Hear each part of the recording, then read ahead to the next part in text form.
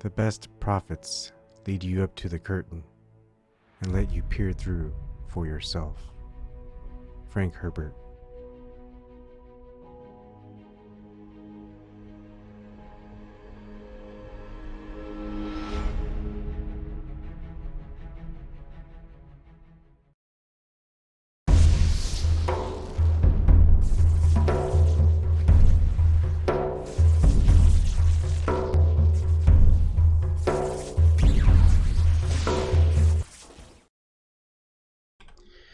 Good evening, everybody. All right. Well, hopefully you had your Game of Thrones fix, but we won't talk about that, although Game of Thrones does have its little tidbits of prophecy, don't it? We'll see if that actually holds true at all. I know the show is a lot different than the book. Tonight, I am going to focus a little bit on some prophecies and some of the things that I was reading on mainstream, I guess, news outlets and whatever. They had quite a bit of predictions, but you know what? All these predictions that were predicted, no one was saying, hey, this is going to happen. It's always until after it happens that people say, hey, someone predicted this. So it looks like there is a limit to predictions. It won't tell you exactly when. And anytime someone says when and they get it wrong, well, most people don't listen to them. I would hope not, but I think some people do. They'll go, oh, he was just wrong that time. You know, the people who predicted end of the world. Like Harold Camping. I guess he didn't even predict his own death, did he? The thing about the predictions of people who predict the end of the world, they've always gotten it wrong so far. And anyone who wants to make a bet, if they're like the end of the world's tomorrow, I'll take that bet. It's not gonna end tomorrow. It's not gonna end today that people say. If someone says they'll predict it that it's gonna end in 1,000 years, no one will even be ready for that or really care right now. So to make it dire, most predictions about the end of the world well usually happens in their lifetime or someone's lifetime. But let's not get into that. Of course, everyone heard of Nostradamus. I always did as a kid. I wonder if I should look back on some of the stuff. It always seems so vague. But then someone was talking about an Argentinian prophet, so I had to go looking for a bit, and I came across someone. This is Sputnik News. Researcher Bibiana Bryson regards hundreds of prophetic paintings by Argentinian Benjamin Solari Vicini. Sorry. Claims the artist managed to predict the blaze in Paris or Perry Cathedral. Sorry, I don't know sometimes whether I should just say it the American English way or try to say it the way that the wherever the country of origin is. And you know, I don't think it can get so vague. You would think that they'd put the painting up to see. Anyways, I had to kind of look and see if there are anything. There's like amazing prophecies. NewDawnMagazine.com. So we'll look at that. We'll look at the paintings of Benjamin Solari Pervicini. These are the drawings. He's, I don't know. I'd like to say I might even be a better artist, but I'm not sure. I'm not that good at artwork or drawings, but I think this guy was more focused on the prophecies than the drawings and art. And of course, I won't be able to read any of this because I don't know how to read that language. let's see. Anyways, since we're not going to be able to figure things out in drawings, let's just see what they say. Okay. Oh, I already clicked on here before. All right. So that's the fella, I think. Or is that Johann W. von Goethe? Johann. Can never say things right. Okay. It says here, this is the story of a most unassuming modern prophet, Benjamin Solari Paravicini. I guess it's going to be easier calling him BSP. So BSP was born in Buenos Aires, Argentina in 1898 and died in 1974 at the age of 76. He was a painter and sculptor. Okay, hopefully those drawings weren't really his. And came from a traditional well-to-do family, held various posts with the Buenos Aires, blah, blah, blah. All right. Let's get to some meat and potatoes stuff. Okay, so nothing of the sort. He would suddenly become inspired by a feeling, and his guardian angel would send him one of many messages that he felt compelled to draw in pencil or charcoal in the simplest of forms, producing an image often rather naive, to which he would add his written explanation. He shaped more than 700 of these messages in his native Argentina. Most of these messages were revealed to him in the 1940s and 50s, but he continued to receive them just before his death in the 1970s. All right, let's see.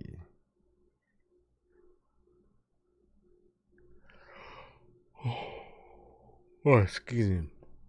Thus, with time, his psychographies, as he called these images and texts, were found to predict many highly dramatic events of the modern world: the fall of Hitler and Mussolini after World War II, the rise of Castro in Cuba, satellite communications, the destruction of World Trade Center Twin Towers in New York City, 9/11, artificial heart transplants, the atomic bomb.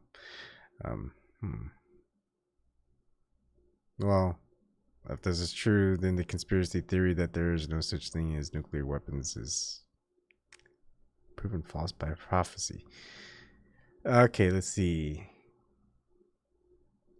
Can there be an example? I guess there's just the written part. Okay. I want to see this. Let's see.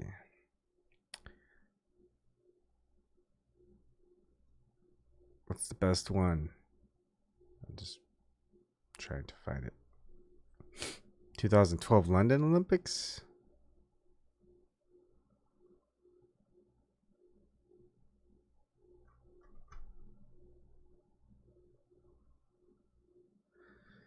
Oh my goodness.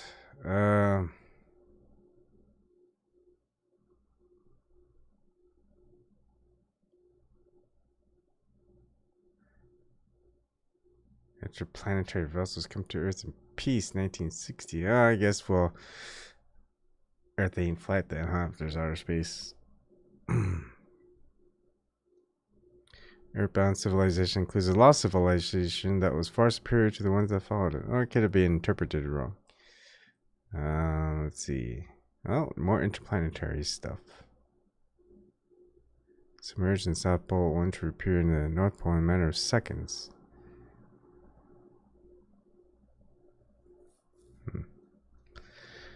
Extraterrestrial vehicles. I don't know about this. All right. So we could read more about BSP. I'm always in the take. I don't know what you guys think, and feel free to join me in the Zoom chat if you want. Was it the ancient Greeks, or maybe it was something else that they said? You know, everything was. It's about fate or free will, right? If everything has been planned since the get-go, so if you had a fate aligned with yourself, you could do whatever you try to do to avert that fate, but in the end, you're gonna pretty much fulfill that part of your prophecy or whatever it is. And that was one of those things that always happened in those stories. They would say, hey, okay, you're prophesized to do this and this and that. And the person goes, okay, now I know about it. Now I know about my fate, and I don't like how I end up or whatever. I'm gonna do everything I can to avoid that fate. And then it ends up, they think they're gonna get away with it, and then avoid that fate, and lo and behold, at the end, they are fated to do exactly what they were fated to do, even though they tried however they could to avoid it. But then why?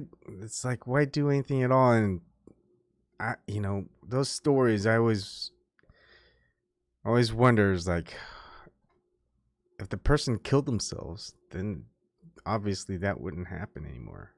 So, but then that would make that give a story, right? So of course these are just stories. I would think that there is no such thing as fate or predictions or prophecies. I think it's a little bit too difficult. Even my predictions, it's not based on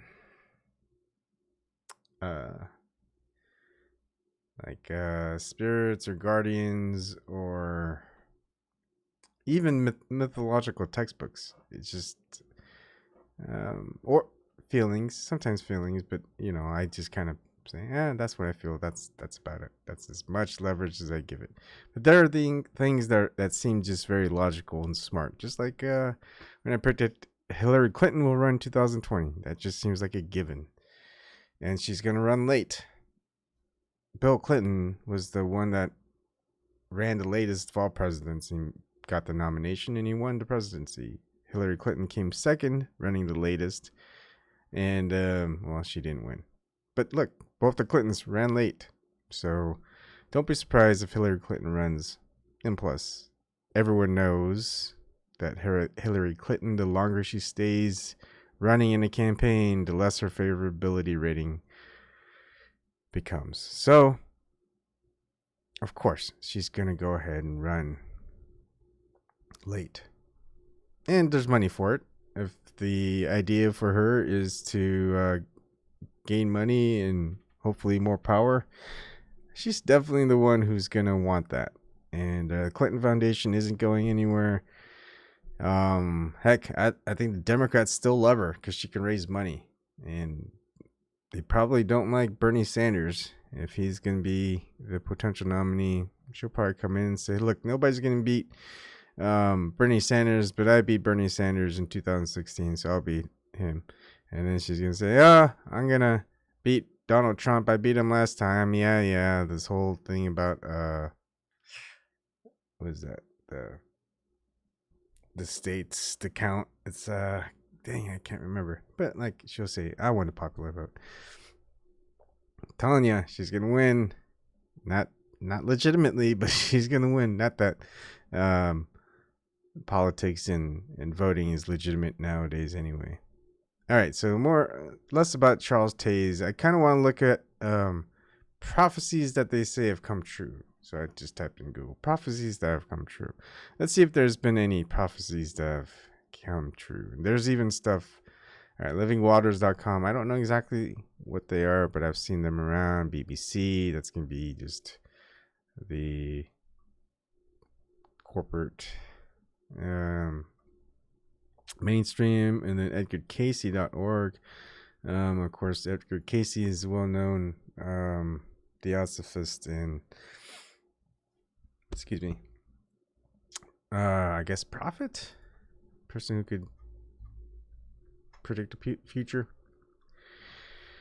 Okay, this is a lot like, look, this is territory way far further and deeper than rabbit holes, because yeah, they are. But hey, it's interesting to look at them. The prophecies persuade people to believe. Yeah, they do. But let's see. Not really, because I would probably be a believer if these prophecies came true.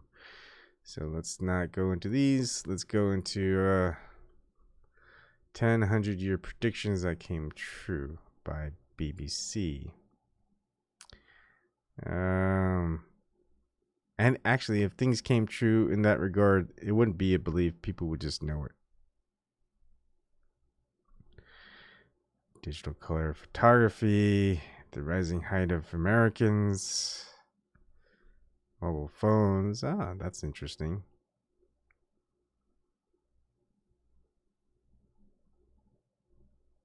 Or they would kind of give more of an idea. Basically, wireless telegraph and telegraph circuits will span the world. A husband in the middle of the Atlantic will be able to converse with his wife sitting in her boudoir.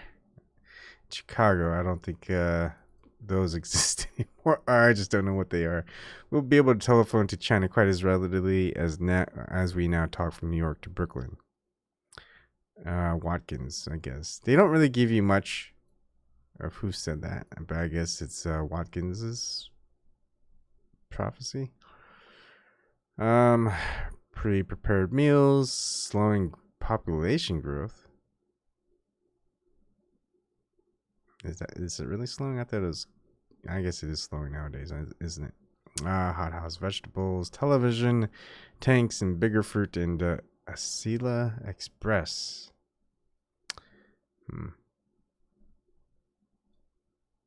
I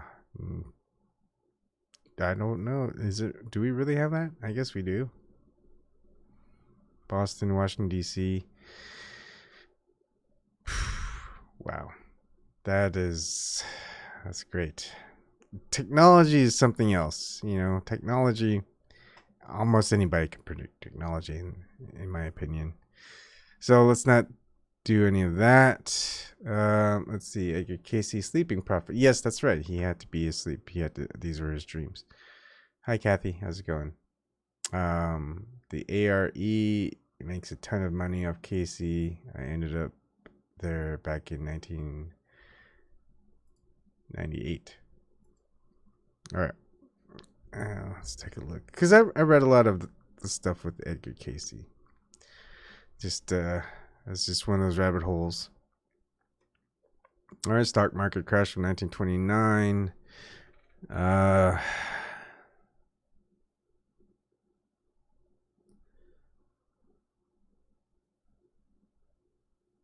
But let's see.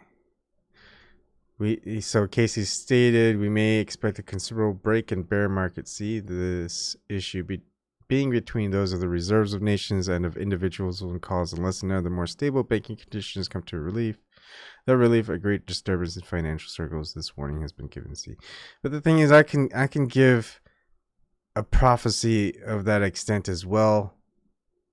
Sometime in the very future, we're gonna have an economic crisis. I mean, anybody can make that prediction. But giving it a date and a month and a year, now that that would be pretty amazing. And if anyone could do that, they would be insanely wealthy afterwards if things were true. But didn't we hear that some people actually made a lot of money about everything? In the 2008 financial crisis. On a bus going to Virginia Beach for vacation. You gotta get a camera or a smartphone so you can call in. You can call in. It's free. You don't need a camera. Oh, pole shift. Oof. See, the thing about the pole shift, it's not a flat earth thing. Let's see. Could be a flat earth thing. No, probably not. And how would we know a pole shift? Is there like a... Do they give a scientific breakdown of what exactly happens in a pole shift that we could record? I mean, if it happens only like a couple thousand years, maybe it'd be a good thing to record, like videotape and test and experiment and all this other stuff. But we don't. All we hear in the news, oh, the North Pole is moving.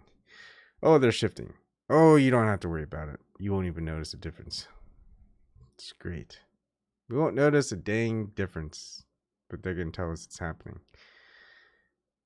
Convergence of communications companies, more tech, business. Yeah, things converge. The life of the scenes. Like I'm pretty skeptical. I know that. And how did I end up being a flat earther? That's an interesting one, huh? All right. Let's see. Life of the Essenes. I don't know exactly that is. A sect. The first of the Dead Sea Scrolls were discovered in 1947, 2 years after Edgar Cayce's death. 171 different readings. Oh, that's pretty interesting.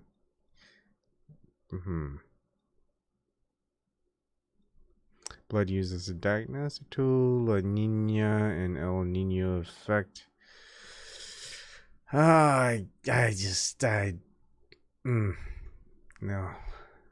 Hi, Cloveny. How's it going? All right. You asked me earlier if I was going to do a live stream, so it is. If you want to come on in, or talk about what you want to talk about, I'm still just kind of going through. I did do, so it's just kind of on prophecies and predictions. So I did one on ancient Asia, Mayan, Aztec, African, Native American, and that's kind of where I'm going to go at. Because I kind of know a lot of the prophecies of the Abrahamic religion and things like that. Those are pretty common knowledge nowadays.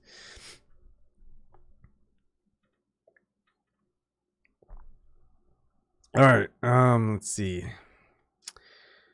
Oh, ancient prophecy accurately predicted the future.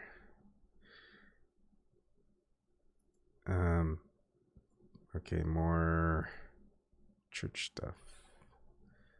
And I don't like pop-ups, so screw that. Let's see. Like ancient Asian prophecies, and I don't really get much. Prophetic texts are known as Chen. Maybe we'll look at the wiki, see if they have any good stuff.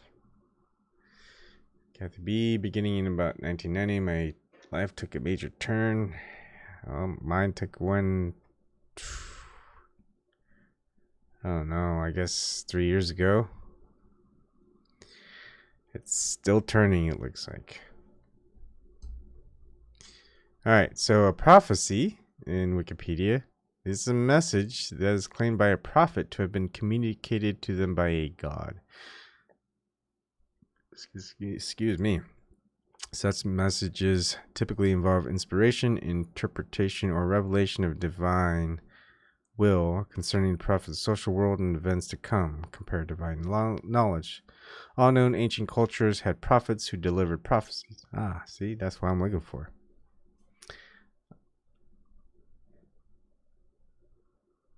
All right. Everything's creaky. My chair, my mouse. This is just weird. All right. Maimonides, I don't know who that is, suggests that prophecy is, in truth and reality, an emanation sent forth by a divine being through the medium of active intellect in the first instance to man's rational faculty and then to his imaginative faculty. The view of Maimonides closely related to the definition by Al-Farabi, who developed the theory of prophecy in Islam. Much of the activity of Old Testament prophets involved conditional warnings rather than immutable futures. A summary of a standard Old Testament prophetic formula might run: repent of sin X and turn to righteousness, otherwise consequence Y will occur. It's a little bit too easy, in my opinion. Do your crimes, repent, and you shall go to heaven. Forget all the crimes you did. Don't worry about that. I don't like that idea, in my opinion. St. Paul emphasizes edification, exhortation, and comfort in the definition of prophesying. The Catholic Encyclopedia, I know the E is silent, I should just call it Cyclopedia, defines the Christian conception of prophecy as understood in its strict sense. It means the foreknowledge of future events, though it may sometimes apply to past events of which there is no memory, and to present hidden things which cannot be known by the natural light of reason. That's very esoteric and occult. According to Western esotericist Rosemary Guiley, clairvoyance has been used as an adjunct to divination, prophecy, and magic. Ooh. Okay, modern Western esoteric research in prophecy is a pseudoscience. I don't think Nathan Oakley would like this. In general, a diviner's foretelling of a prophetic prediction of the future does not adhere to the scientific method, therefore is no object of science. Duh. Alright, from a skeptical point of view, a Latin maxim exists: prophecy written after the fact. The Jewish Torah already deals with the topic of the false prophet. Baha'i faith. Oh, we're going to go through a whole lot over here. Let's see if any of them become interesting. We're all going to just find these in mainstream sources anyway. In 1863,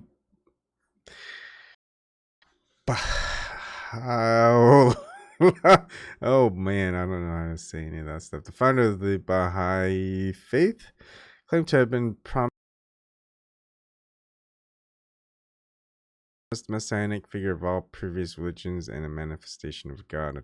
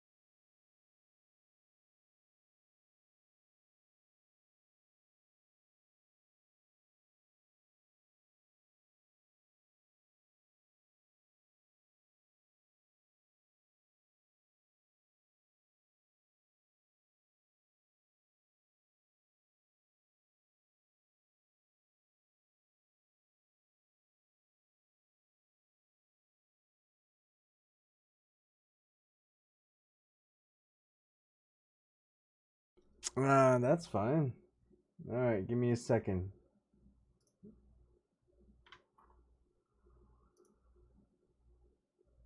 All right, that's better. That's just some weird stuff going on. You guys probably missed that whole part. Okay.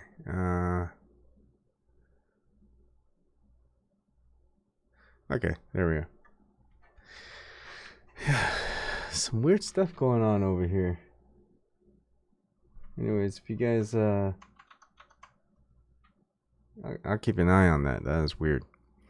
I was just going over the Baha'i faith, and I don't know, the Maid of Heaven, not quite ayahuasca's mother, but and very, very, very wordy descriptions.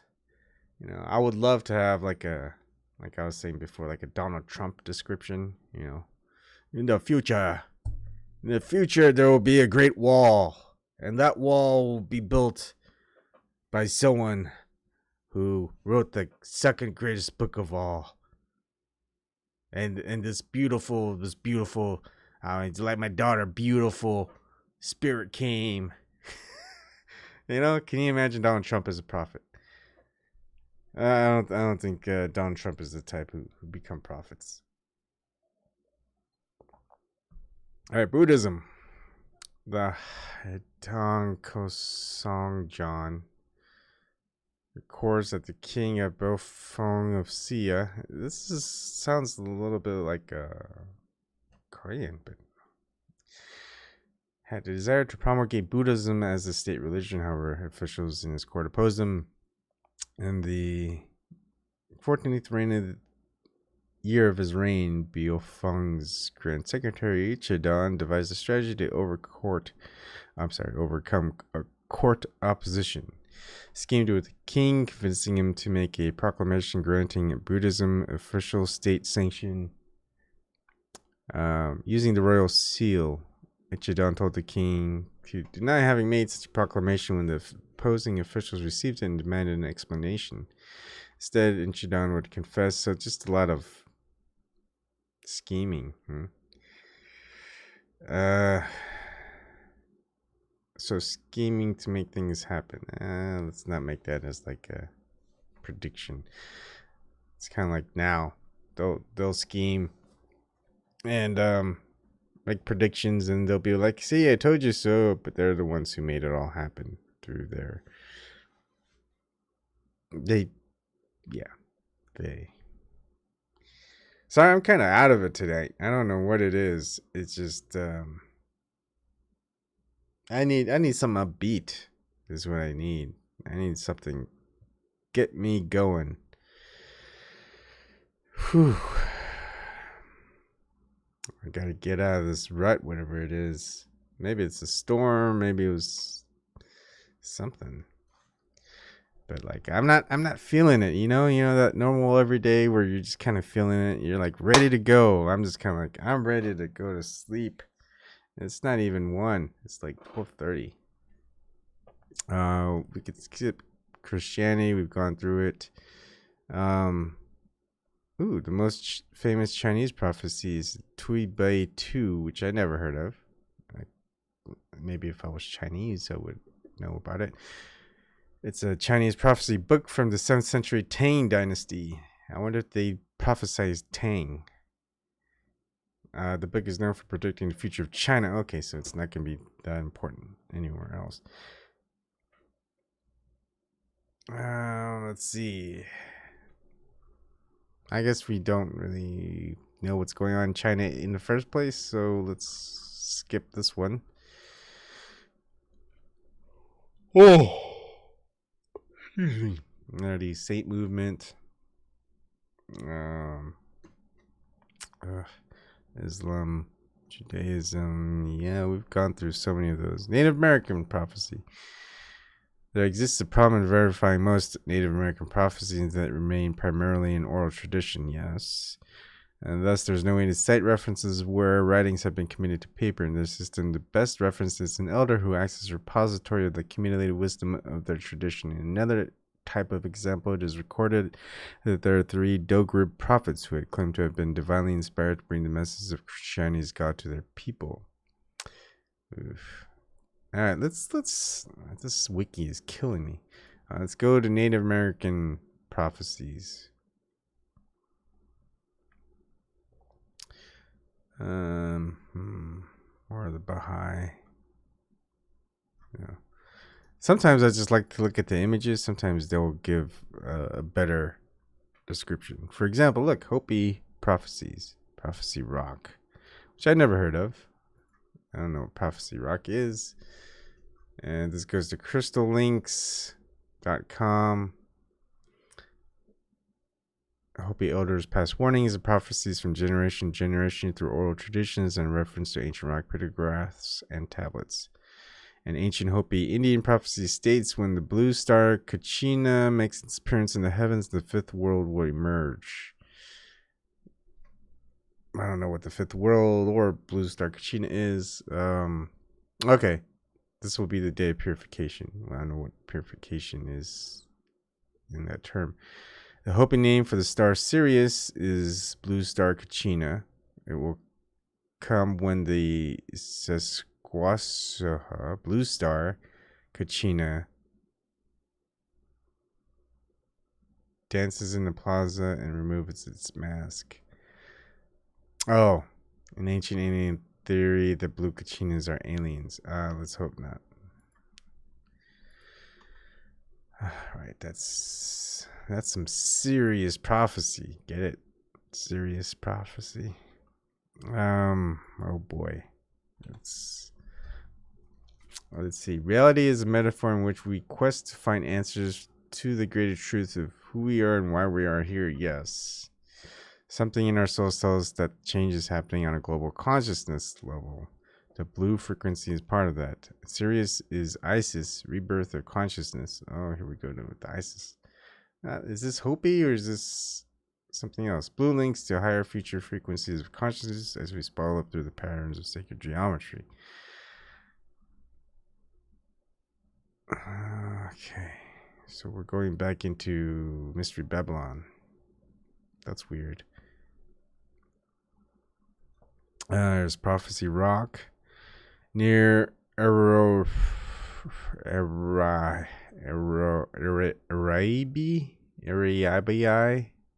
Arizona. Let's say Arizona.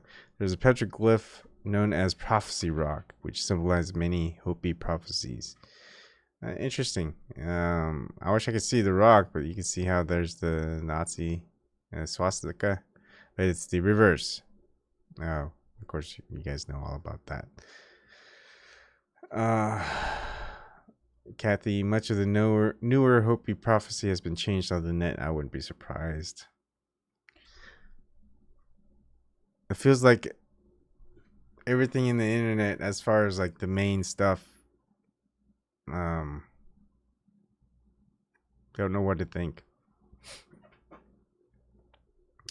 You just kind of have to go with it, really. Can't really just trust the information. You just gotta just read the information, see where it intersects with something else, maybe. Okay, so large human figure on the left is the Great Spirit. The bow in his left hand represents his instructions to the Hopi to lay down their weapons.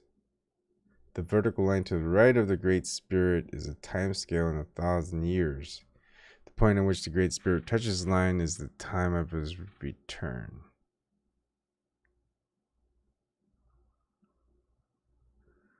So 2, 3, 4, 5, 6, something.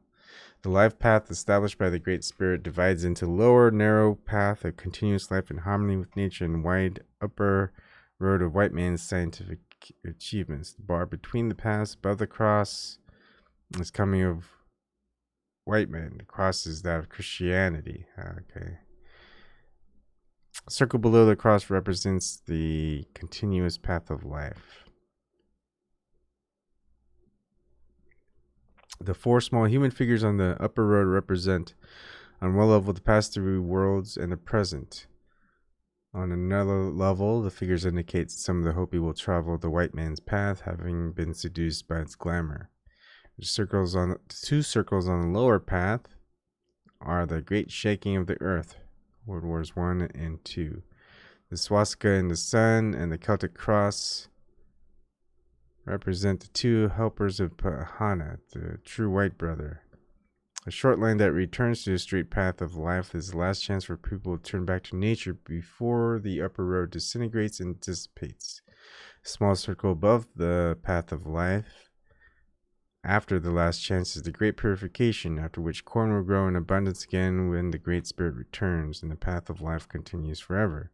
The Hopi shield in the lower right corner symbolizes the earth and the four corners area where the Hopi have been reserved. The arms of the cross also represent the four directions in which they migrated according to the instructions of the Great Spirit. The dots represent the four colors of Hopi corn and the four racial colors of humanity. Is there? Okay, so here's that.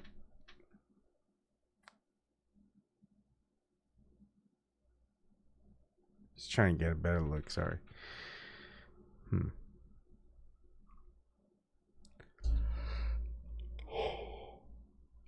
That's an interesting one.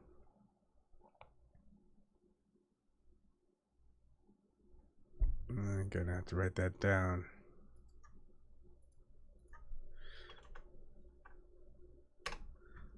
Alright, Prophecy Rock is good. Watch. Let's see, give me a second, Kathy. (1993). Cry of the Earth, Part 10 of 12. Hopi Delegation. Thomas. Yeah.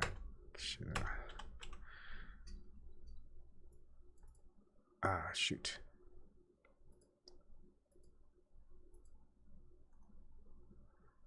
Okay. To YouTube. Let's move that over.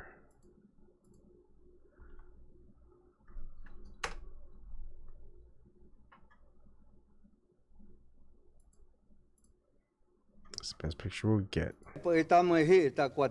Itamoy happy son kanabot nan obi anjai ang paachikyo tayaya takapam yoyo kapi ang pabam hi mo wukote bi payang anjapeo itamomi ma takintak pam itamoy as awin tanakat yan ita. This land, or Mother Earth, if we continue to misuse the power, turn away from our spiritual ways, then this mother, a living being, will shake us up.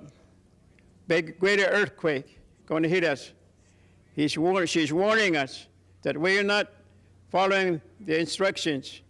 Great wind, destructive, cyclones, flooding different areas.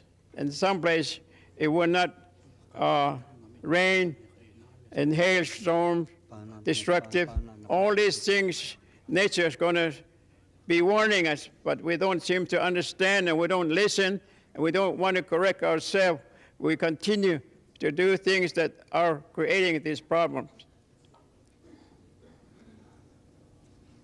I might have skipped a little bit too much. Hear the beginning part of that. Because he's translating. I wasn't sure if there was going to be a translation. Sorry. Most all the nations, all the people have different languages that live around this earth and living on this land, or Mother Earth. If we continue to misuse the power. Okay. I agree with that.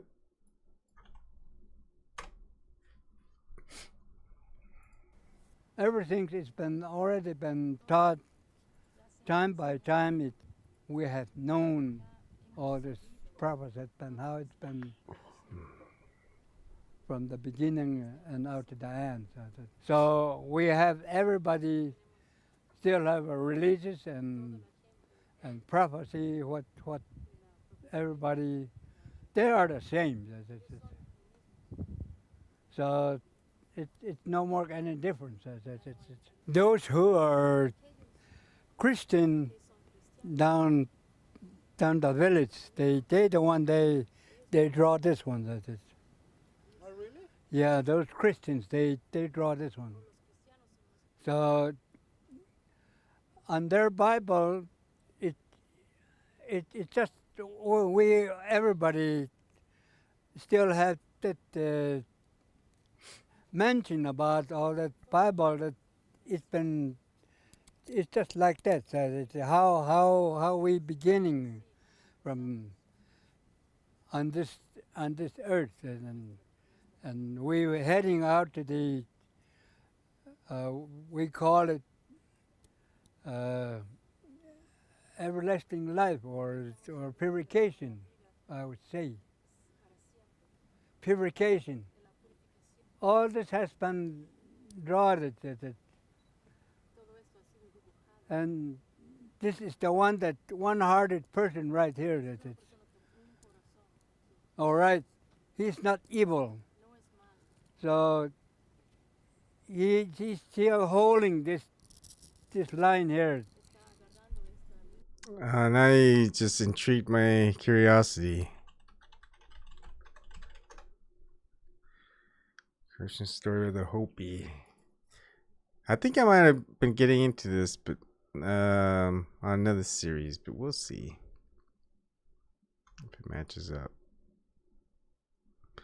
Let's do the blog.worldmysteries.com first. January 5th, 2011. Hopi creation myth. The world at first was endless space in which existed only the creator Taiwa. This world had no time, no shape, and no life except in the mind of the creator.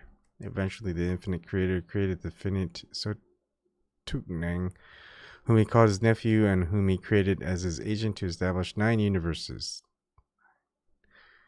Sotuknang gathered tougher matter from the endless space to make the 9 solid worlds. Then the creator instructed him to gather together the waters from the endless space and place them on these worlds to make land and sea. When he had done that, the creator instructed him to gather together air to make winds and breezes on these worlds. The 4th act of creation with which the creator charged him, with the creation of life, Sotuknang, I don't know how to say the name, went to the world that was to first host life, and there he created Spider-Woman, and gave her the power to create life.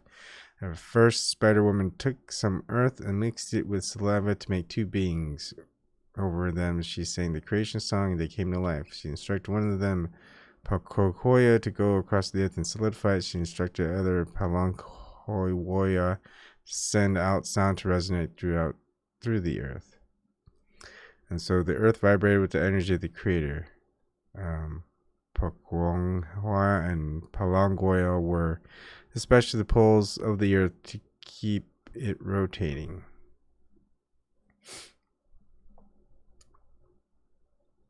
Then the Spider-Woman made all the plants, the flowers, the bushes, and the trees. Likewise, she made the birds and animals again using earth and singing the creation song. When all this was done, she made human beings using yellow, red, white, and black earth mixed with her saliva. Singing the creation song, she made 4 men, and then in her own form, she made 4 women. At first, they had a soft spot in their foreheads, and although it solidified, it left a space through which they could hear the voices of Sotuknang and their creator. Because these people could not speak, Spider-Woman called on Sotuknang, who gave them 4 languages. His only instructions were for them to respect the creator and to live in harmony with him.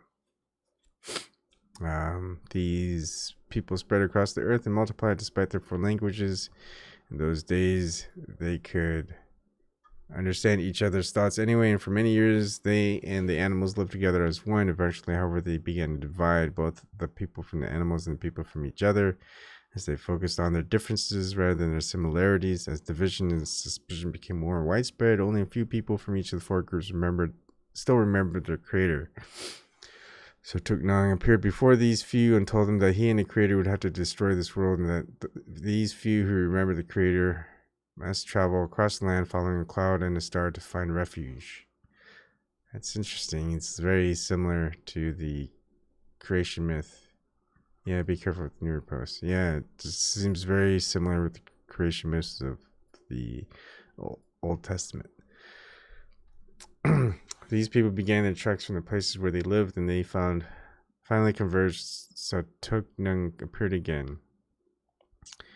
He opened a huge ant mound and told these people to go down in it to live with the ants while he destroyed the world with fire, and told them to learn from the ants while they were there. The people went down and lived with the ants, who had storms of food that they had gathered in the summer. And, all right.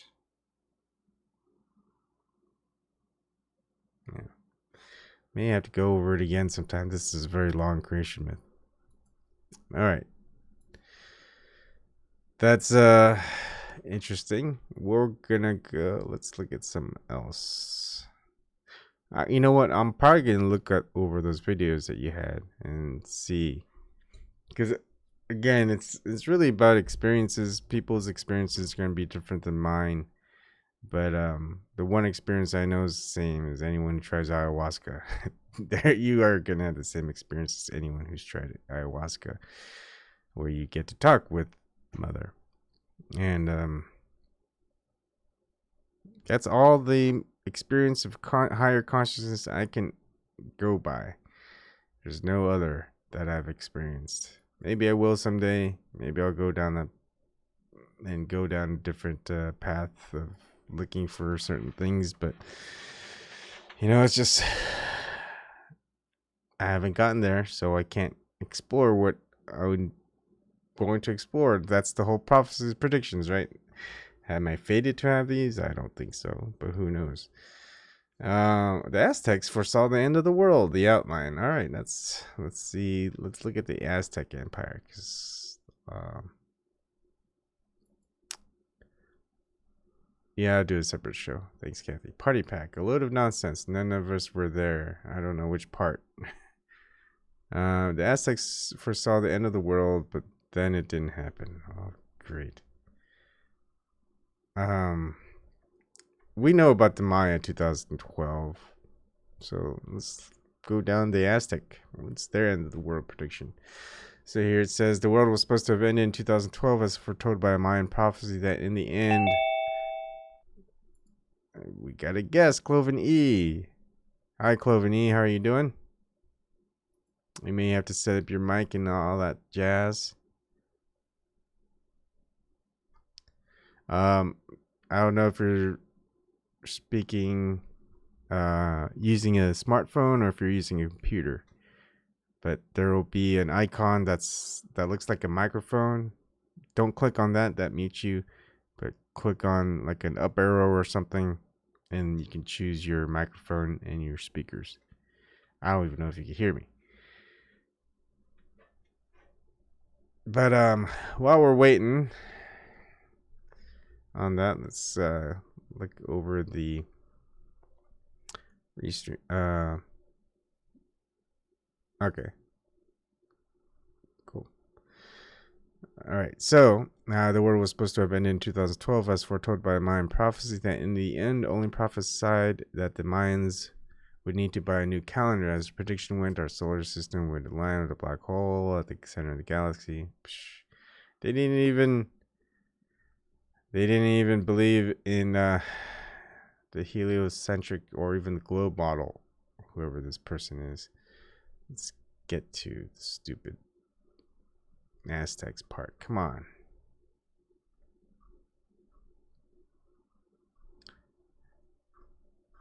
Okay. All right, so the Aztec apocalypse is nothing like the Christian one. It comes out of an unimaginably different history inside to build the world to the world of Greece and Rome, but it's a lot like ours. Collision with Nibiru. Oh, great. Devastating magnetic pole. They really... Oh, the codices. I remember that. Were destroyed. Okay, so the world is not... I don't like this one. Let's look at... What's a good one? I know I'm using the dang mainstream version of things. Yeah. Let's see. Quetzalcoatl. 5 suns, creation myth, and prophecy.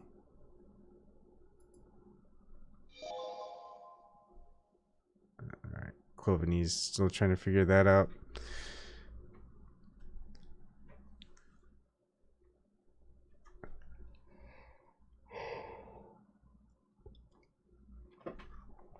Alright. Age of the 5th sun. So there are 5 suns: the earth sun, wind sun, rain sun, water sun, and the earthquake sun. And just the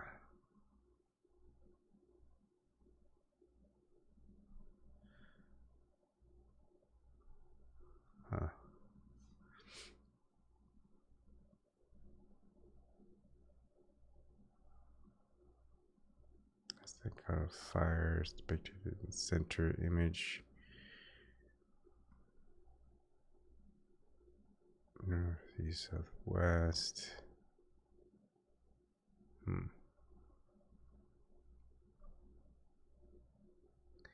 Don't worry, Cloven. It's if you've never used the Zoom before, it may be a little bit confusing. It just takes a while to get used to.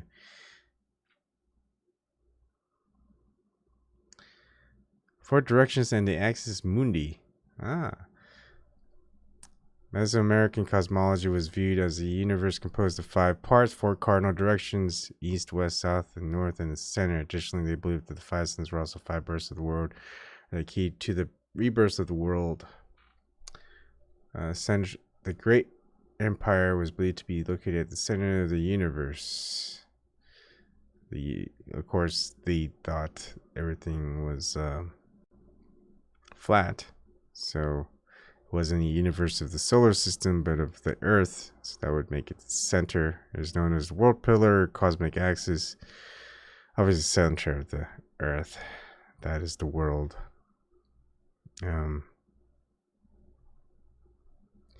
The importance of the axis mundi is communication. It is this point where many humans think they can communicate directly with their celestial gods. It is also the point where humans can receive blessings from their gods.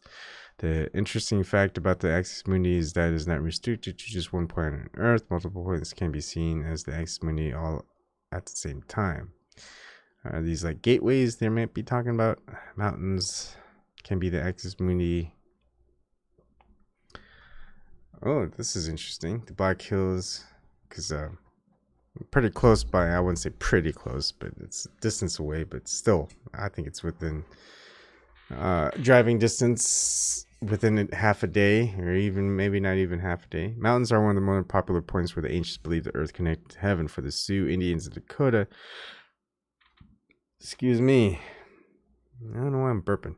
The Black Hills were their center of the earth. So Japanese held that Mount Fuji was the actual connection. For the Chinese, it was a mythical mountain called Mount Kunlun, while the Hindus of India believed that it was Mount Meru and Mount Kailash. Mount Meru is located in India, and Mount Kailash is found in Tibet. The Greeks believed that Mount Olympus was the connection between heaven and earth, and they had other sacred places of Earth's Folos navel. However, they had other sacred sites of Earth's navel. These people maintained a belief in a cosmic world tree. Mount Olympus was the abode of the gods, as the Oracle of Delphi allowed direct communication with the gods. Alright. The Aztecs held that Machu Picchu was the spiritual center of the world and built their own village there for better access to their spiritual gods. Mountains come with a special quality all their own, as they are perceived to be strong, majestic, and their height makes them close to heaven.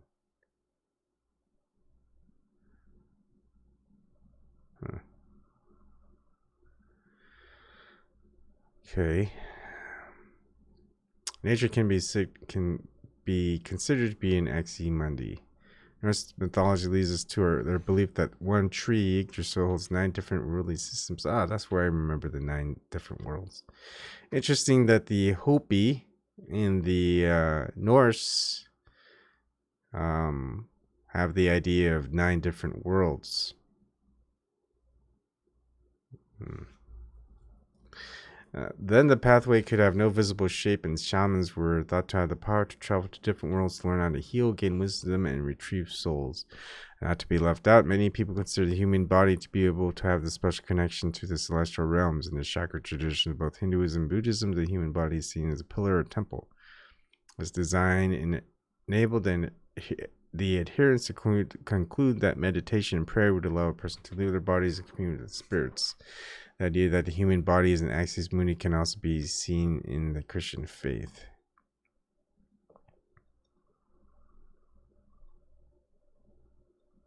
The book of Hebrews, chapter 8, verse 10 says, "For this is the covenant that I will make with the house of Israel after those days, said the Lord. I will put my laws into their mind and write them into their hearts, and I will be to them a God, and they shall be to me a people."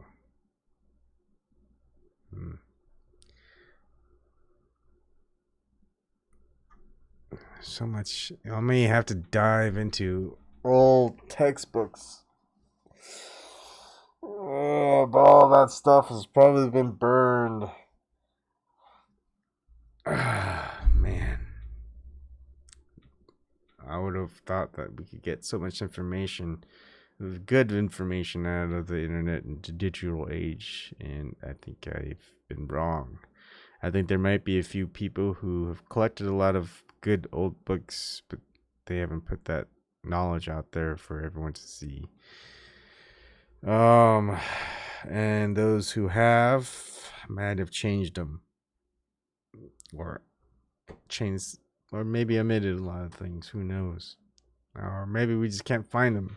Maybe they're there in the deeper part of the web, the deep web, but can't find them easily.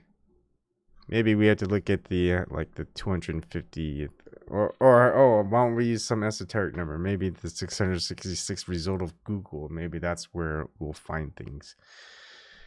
It's just curious to see if they even have that. And this would take forever. Let's look at the end. Nope, only 19 pages. Oh well. Most collections search. You know, have you ever looked at the end of Google? Wow, that's pretty cool. PDF writers, whole world is a single flower. This is kind of cool. I kind of like the idea of looking at the very end of Google search results. Whole world is a single flower. 365 Kongans for everyday life with questions and commentary by Zen Master San, and a forward by, I don't know what that entails. Now I'm kind of curious, but don't trust that. All right, let's see. Most collections search. gtuyurte.licoricequicker.net. Hopefully it doesn't post to something I'm not supposed to share with people on YouTube. Reptilian Egyptian Islamic calendar 1982 converter owl spirit animal. Ooh, I like that. And interesting if the Native Americans attribute the owl to. Oh, great! I'm the 5 billionth search winner. Come on, can I? Is this page up? Please be there. Dang it!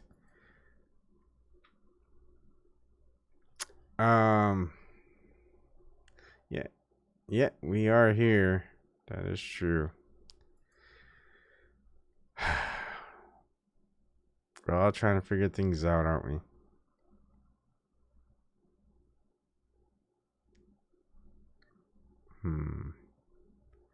Indian occult powers? Let's see. I wonder if any of... Oh, no! Damn it. I fell for it. That's why you don't look at the very end of the search results for Google. Oh, shit. All right. Nothing good here at the end either. All right. Let's try something here. The Horn of Africa and Prophecy. Tomorrowsworld.org. I have a bad feeling about stuff I'll try to be finding tonight, but I don't think I'll find it. That's the thing, folks, is when I go through a lot of stuff, before I go on and share people and actually look at the sites live, I try to look through them first and just pick things out that are worth mentioning. But again, that's just things that I deem as worth mentioning. And I have a different idea of what's usable or not. And, you know, a lot of people can do their own search too. Basically, what I have to say is that, oh man, excuse me. Maybe I do need to go to sleep or something. I mean, you yawn for a reason, right? Get some air, your body's telling you need to rest or something. Same effort that comes on my droid box. Yeah. Oh boy. Maybe we prophesized trolls, and it wasn't the actual trolls. It's weird, the evolution of trolls on the internet. It used to be like a game, and then it became like trolls of like under the bridge type of trolls type of thing. It's totally different. It's like how Keck started, I guess. Keck was started by Koreans of all people. Because instead of LOL, laughing out loud, or ha ha ha ha ha, it was Keck. And then they took it and created a frog. It's funny how things turn out. Who would have prophesized that? Of course, Kekistan had been prophesized earlier. But I don't think it's true. Jeez, you know. Oh, there's a mystic who predicted ISIS 9/11 had 2 prophecies for 2018. Did he predict that it was going to be like staged by CIA or something like that? If he did that, then it's Baba Vanga. Baba. I heard about her.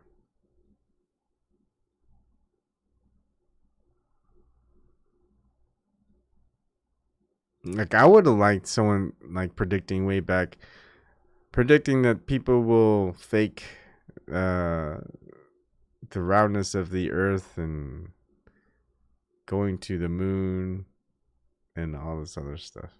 That would have been awesome. I don't think we're going to find that. Oh, we don't have to worry. The universe will end in 5079. Is there an esoteric meaning to that? Like 5 plus 7 is 12, which is 3. 3 plus 9 is 12. 1 plus 2 is 3. Digital. So it is 3. I don't know.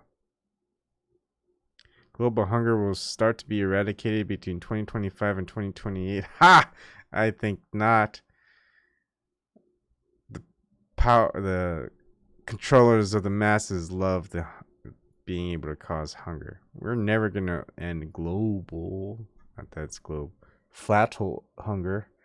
Flat hole hunger is gonna be around because they're gonna say, "Hey, you need us in charge so we can eradicate hunger." You know, they even calculated that you could end global hunger and it would only cost something like $17 billion a year. That's it. You can end global hunger. But do they do it? No. Where does that money go? Not to end global hunger. That's all I'll say. From 2033 to 2045, the polar ice caps will melt, causing ocean levels to rise. Isn't that what they said in like 2002?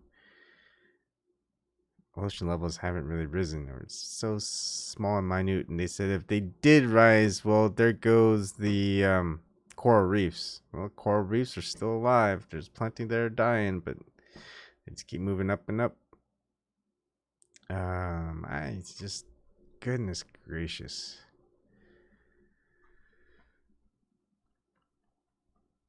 And here are events that we will never get to see. So none of this really stuff matters. This is it. We got 2. And will that ever happen? No. So if these don't even happen, will any of these happen? No. I don't know. Can someone with who's really into prophecy and predictions really kind of come in here and tell me about prophecies and predictions that really happened and not like some vague mysticism thing that was said and it's like that totally pointed out that Notre Dame was going to burn exactly on this day and year, and what follows afterwards is going to be the zombie apocalypse or something like that. Let's see, they would rather look for a black hole. Okay, keys, bad blow over here. Yeah. Don't know what to say, fellas. I just would say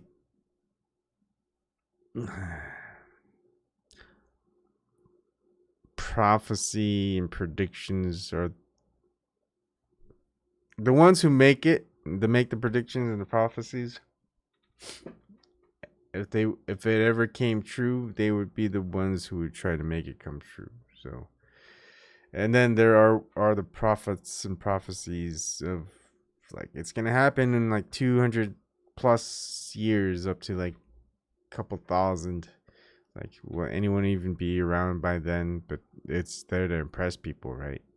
If you are, don't know. I don't think there's such a thing as fate prophecies that are like written in stone that they will happen. I think it's more of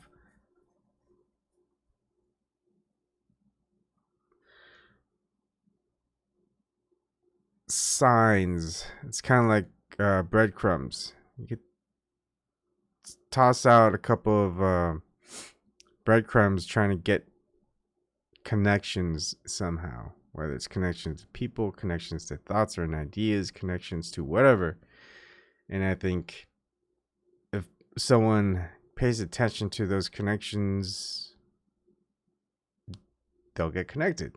But that doesn't necessarily mean things will pan out exactly like someone's hoping to. It's just like I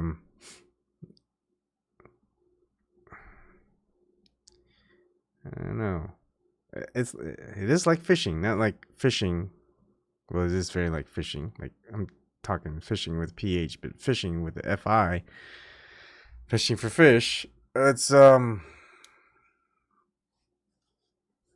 you can throw out different types of bait. It's called chumming. You could chum the water. Have a lot of fish come over and it's like, what's that smell? That sounds good. It smells good. I think I'm gonna eat. And you cast out your bait, and there you go. You got yourself a whole bunch of fish that come to check out the free meal, and then you're gonna catch a fish. It's not necessarily like a prophecy or prediction, but it's just, yeah, you know what's gonna happen when you do this. So I think it's more like that. If you kind of know what you're doing, you're a higher being, you kind of get the idea of like, these humans, they seem to be searching for a couple things all the time. It's like food, sex, entertainment. Let's just toss this out to this individual. I think I know what this individual wants, and go out there and, oh my goodness, you made a connection. And then now it's like, okay, now we gotta kind of guide him over here, and maybe guide him over here. Maybe he'll pay attention. Is like, all right, we're good. Finally got someone who might want to do something other than watch corporate mainstream media, believe in government, and that everything they're doing is fine, and muddy up the waters of the earth and make it uninhabitable, and pretend that eventually it doesn't matter, that you'll just fly up into so-called outer space and rehabilitate Mars or something like that, and we'll live on Mars in the future. Like, spend all that time just creating a habitable planet out of Mars, could have, like, even in sci-fi fiction, science fiction, fantasy, whatever you want to call it nowadays, they always go, you know what, let's just go out there and if Mars was once alive and it's dead now, let's just make it alive again. Meanwhile, let's just kill the Earth that we have. Sounds like a great plan, people. Can't even figure. How are we gonna survive on Mars when we can't even survive on Earth, and Earth has everything going for it? I don't know why people are so excited to see Mars. There's nothing on Mars that looks very exciting. It's red and dead, and it's not pretty at all. You got plenty of pretty places on Earth. Very pretty. Not red, not dead. Green and alive, and blue and white, and a whole bunch of other colors too. Oh man. So, prophecies, predictions. Here's one.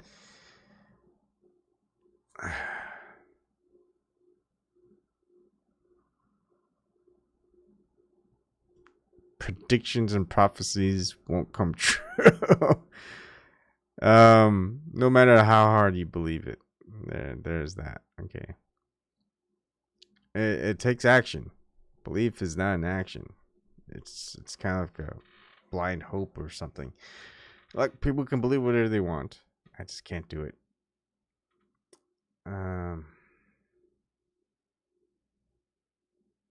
Maybe it's just, let's say, I'd say predictions are, I don't know. It's just more of an idea. It's like, okay, I would say it's more of just reading the signs that are out there. And Mother Nature is probably the easiest one to read. She's the one who puts her signs up there all the time. It's not just the plants, not just the clouds, not just the sand or the dirt or the soil. You can read all those things too, but the water, the animals are pretty good. Animals are never wrong.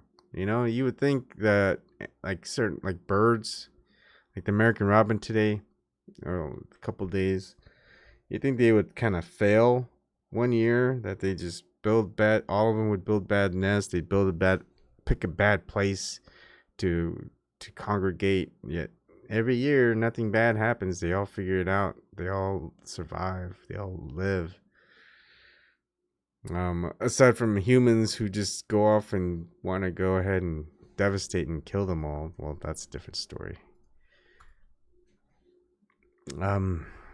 Sorry, I'm kind of out of it today. I don't know what it is. It's been a tiring week, weekend too. And I think I just need to get my energy up. I think I've been told. Oh man, I will just say this. I had a weird dream last night, and it was all about John Wick 3. And there are trailers for it, but it was like I was writing the story for John Wick 3, or maybe it's John Wick 4. Basically, I was just having it so that, you know how he has that professional courtesy, and he just kind of doesn't kill people that he worked with or knows him, whatever, are in that society. Anyways, that whole idea is that he survives by people respecting the professional courtesy that they got from him, because that means they're still alive. He didn't kill them, so they return the favor. So, and there's like at least from the first movie, there was there was a couple, but of course some of them died. In the second movie, the same thing. Anyways, I'll go through some chat before I sign off. Cloven E, prophecies could just be people from a breakaway civilization, if you know what I mean. They all know the agenda of things to pass. Could be. Can it be Earth Day is every day? Yes, it is. Earth, without Earth, we would not be alive. We would not be here. We have no other place. Party pack, breadcrumbs like the story about Hansel and Gretel, same as us through over here, and the ancestors left breadcrumbs to get back, but the rulers hide all of that. Yeah. I don't even call them rulers. They don't rule. They don't have powers. And I guess they don't control, but they do control the masses. It's just weird thing. I don't know if it's even magic. It's not. So weird. That's another thing I kind of wanted to do tonight, but I ended up doing this because a lot of it is like I want to see prophecies, predictions, see how they go. If anything is out there that we might be able to kind of use, but there isn't anything, or maybe there is, and we just don't know it. But say we have these controllers of the masses, whatever. Are they it? Are they the top dogs? Is there nothing else? Is there maybe a higher being that acts as a negative force? And if there is, is there a equal or greater positive force? And how come we don't see that? How come things just keep going worse and worse and worse?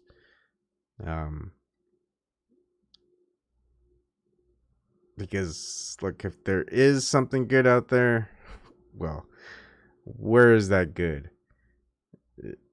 I would have to say we have to be that good. Humans. We have to make that choice and that distinction, and then we've got a big uphill battle to climb. But everyone thinks they're good, right? Everyone, even people who are doing the duty for the evil folks, they don't think they're doing evil. They think they're doing good. It's like, oh no, we need control, we need order, we need law. But you know that the hypocrisy of it that they provide. They don't realize the hypocrisy, I don't think. Or they do, they just lie, and of course that makes them evil, but they don't think so. They might say, hey, lying is necessary. That's what they'll say. Alright, party pack. Same here, no more beliefs for me. Would rather know something, and if I don't know, I'm happy to say that rather than believe something. Yeah, I agree.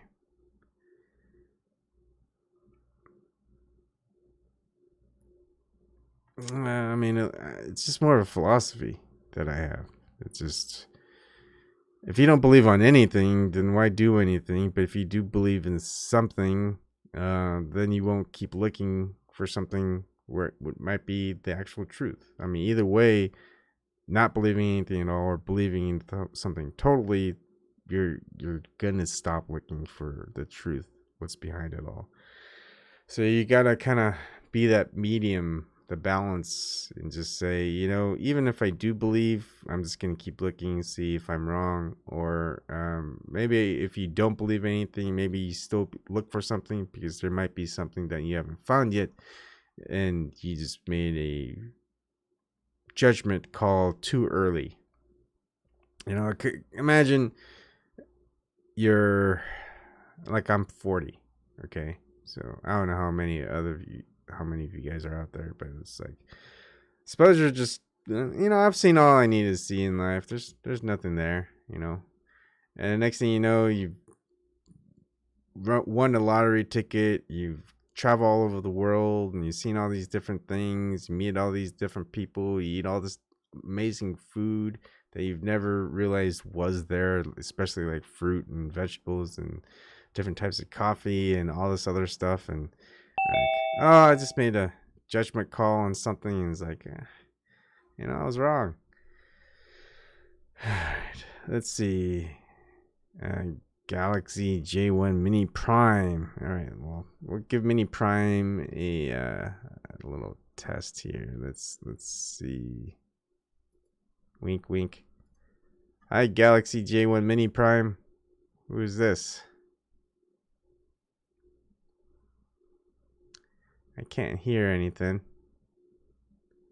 How do I get my little gray background working? There we go. That way people can at least see me. Yeah, I hear something. It's a little faint.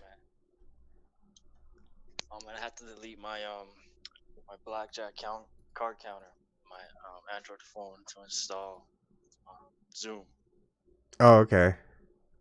Yeah, man. So man, I'm a fan. To be honest, I first heard about you when I think I was Zen Garcia interview. Oh yeah. Yeah, you guys are talking about I think it was Mount Meru or Hyperborea. Yeah, center of the earth. Yeah, and I'm into that stuff too, man. So I mean, like you say it yourself, no one's talking about this, and it's like, it's just amazing. Like everyone's like, I don't know. It should be like in the same level as flat Earth by now, because like this information's been on the internet for a long time. Yeah. You know? So, on the prophecy part, have you heard about the mud floods? Yeah, I heard about mud floods in Tartaria. Yeah, man. So like, what I'm thinking is like the whole prophecy thing is just like a reset over reset over reset. So like they already know what's like, the technology, the world rulers, the beast and all that stuff. It all has to do with civilization, and they just reset the thing over and over again. I mean So that is it's very materialistic, but I mean it always boils down to something physical, like, Yeah. Here, I'm gonna try to adjust your volume by adding a filter. Give me a second here. And let's adjust that gain by 9. Can you try talking? Yeah. All right. That should be better for everybody. Yeah. So I think it's about getting to the holy hole before you're dead. You heard that term? Nuh-uh. The Holy Grail in the center. Oh, the Holy Grail? Yeah. King Arthur and all that stuff. The Fountain of Youth. Yeah. Quest for immortality. Let me try out. And see if I have it's either an image or a Word doc. But excuse me. I did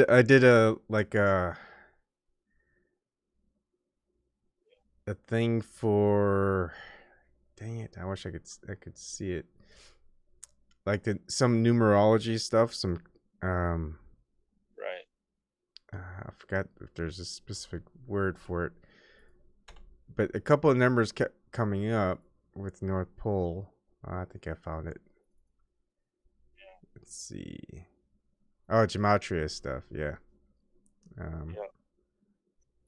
And like I did one too. Yeah, I mean, I did the one too. Like back in my channel, I used to do that, but I think I did the video.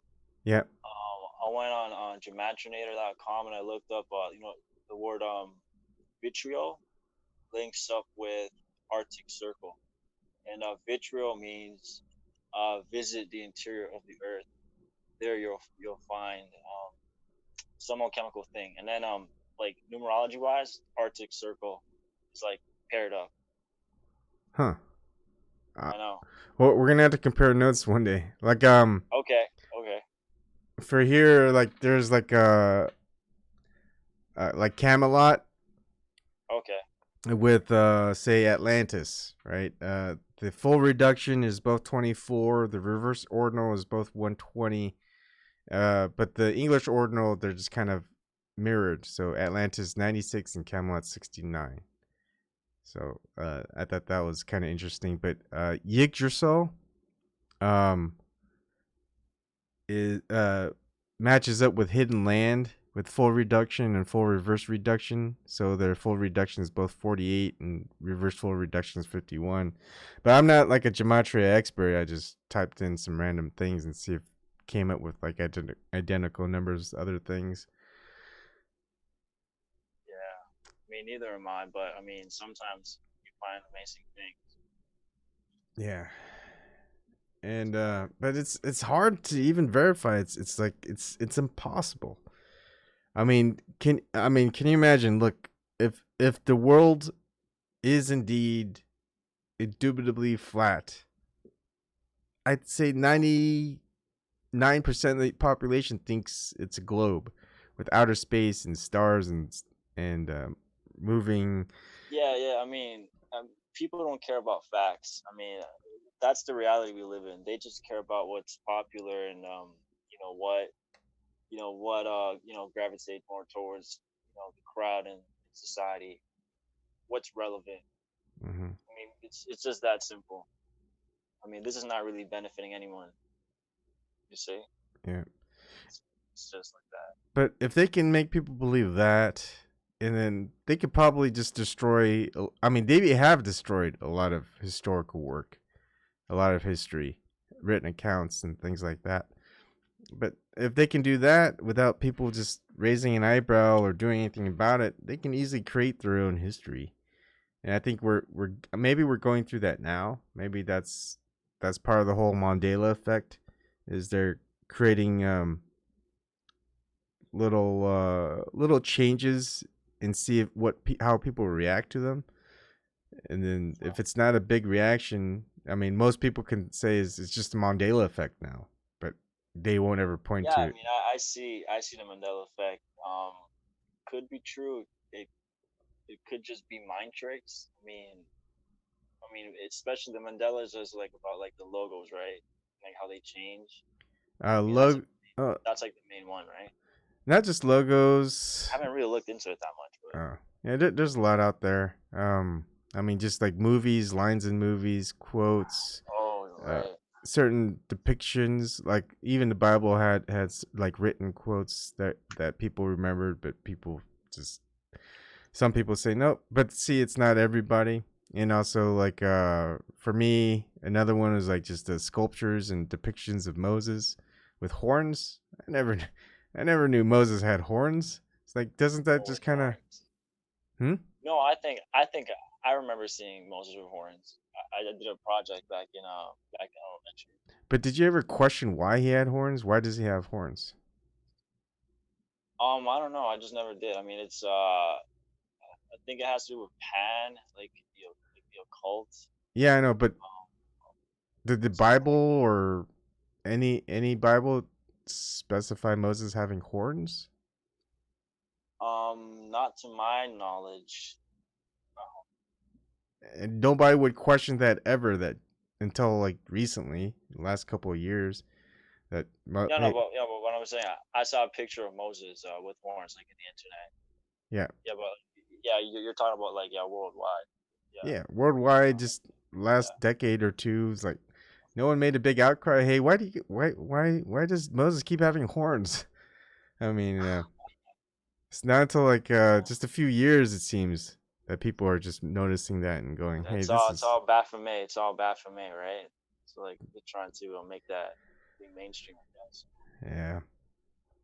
I mean, we just see a lot of things, and the thing is, if you really look at the details, even for just normal people like us, why do we see all these little signs and hidden things? It's kind of like Easter eggs in movies, but these Easter eggs are just more important.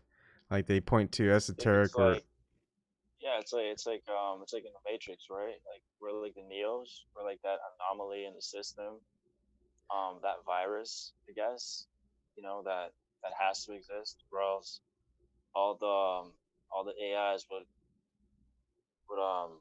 just go mad. I don't know. What do you think? Be too maybe we spice stationary. things up a little or something. In some ways, I can maybe think of it as we're. I mean, for me, like my profession before, I don't have one now. was as like a software QA engineer, like testing the software, just find faults in it. Maybe all these little things that we're spotting, we're just the testers for the next cycle, like you're thinking. It's like, hey, we've got a couple of issues because things aren't running smoothly this time around. Maybe we'll prep for the next one. Let's see if people catch it, and we're the ones who catch it, and we're like, they're gonna fix it for the next time. So the next cycle or the next build, the next whatever it is, Yeah. they're like, hey, we found all these issues. The next time, it'll be easier. No, not many more people will wake up, and not that it even matters to them. It's like, how many people do you think are really woke, and what are we gonna actually do? What can we do?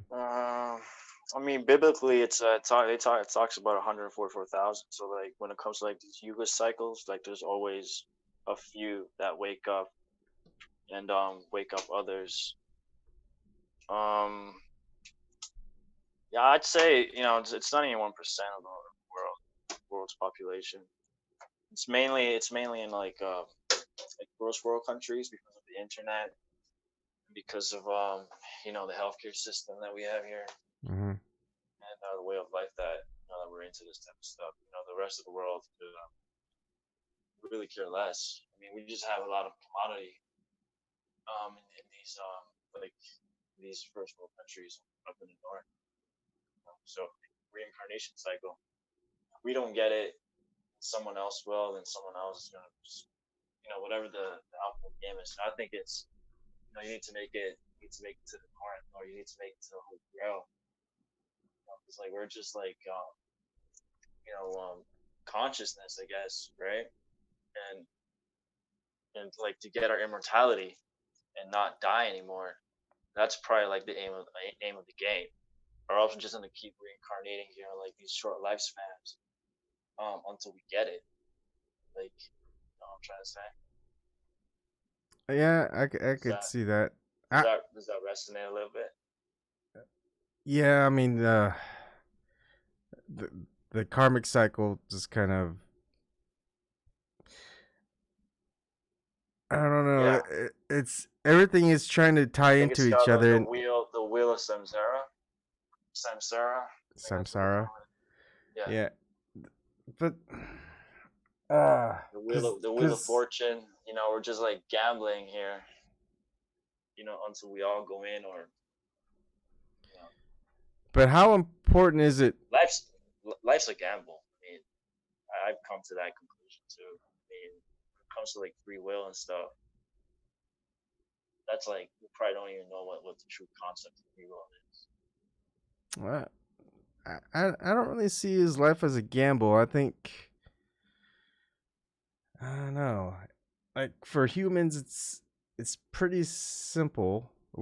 We attribute our things to being intelligent, but I mean, animals being so intelligent, they seem to. If it was just nature, they seem to live quite well. I mean, aside from being run over by cars all the time, like armadillos and and different animals. Aside from that, like nature doesn't really throw them like anything that they can't handle, like the storms that pass by, and it's only humans that like hurt themselves. Like humans have addictions. They depend on the money system. Animals don't. It's like there's very big difference. We can learn a lot from animals. yeah. See that.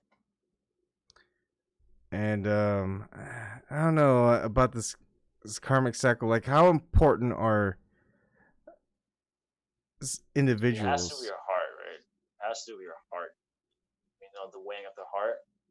I think it's like Egyptology. It's a weighing of the heart by Anubis, so that you can go to the afterlife, back to the real world. Probably, I don't know, right, where you don't die. But what's the That's real. What's the end purpose of seeking the let's say I mean, if there's cycles here, like if there's like resets, then we're just like dying over. So we're just like dying over and over again. You know. but what accounts to, well, I guess we could maybe the global Stay population is a stuck. lie. Do you think we have like 5 billion people on Earth? I mean, I don't know, man. I mean, Be- no, probably not. because if there Based are, then on what accounts for the new people? Are they more split consciousness that gets into that keeps yeah, splitting up? Like how? that's very interesting. That's a very interesting viewpoint. Yeah. I mean, but there has to be a set like fixed number of people. Yes. Yeah, I mean, at least what I like is having like being able to talk to other people, is just kind of throw things out there and question each other on certain ideas and things like that. Um, because I just feel like even the people who do talk a lot about a lot of these things, they just have their viewpoint, but they don't really talk to just normal people. They'll talk to other people who are high up there on the subscriber and the view counts, majority of them, but their thoughts are just couldn't pretty much be the same. It's like either I don't know, I don't care, or it's this religion, that's it, or it's this idea and that's that. And anyone who says differently or asks questions, it's like no, you just don't know, you just don't understand. It's like I think Yeah. we all don't know, we all don't understand. That's why we're in this mess, you know. Yeah, but we all know compass points north. You have that banner, right? I think it's in your main channel. Like, I don't know. I mean, this is in your main channel. I think it's Ebon. Yep, my main channel. Yeah, that one. Yeah, in your banner you have a Hyperborea, the Hyperborea map. Oh, You have yep. With all the corridors. the You have swastikas that yeah, people are probably like, "Oh my goodness, that guy has swastikas." They don't yeah. even You think have about the this Negro in the center. yeah.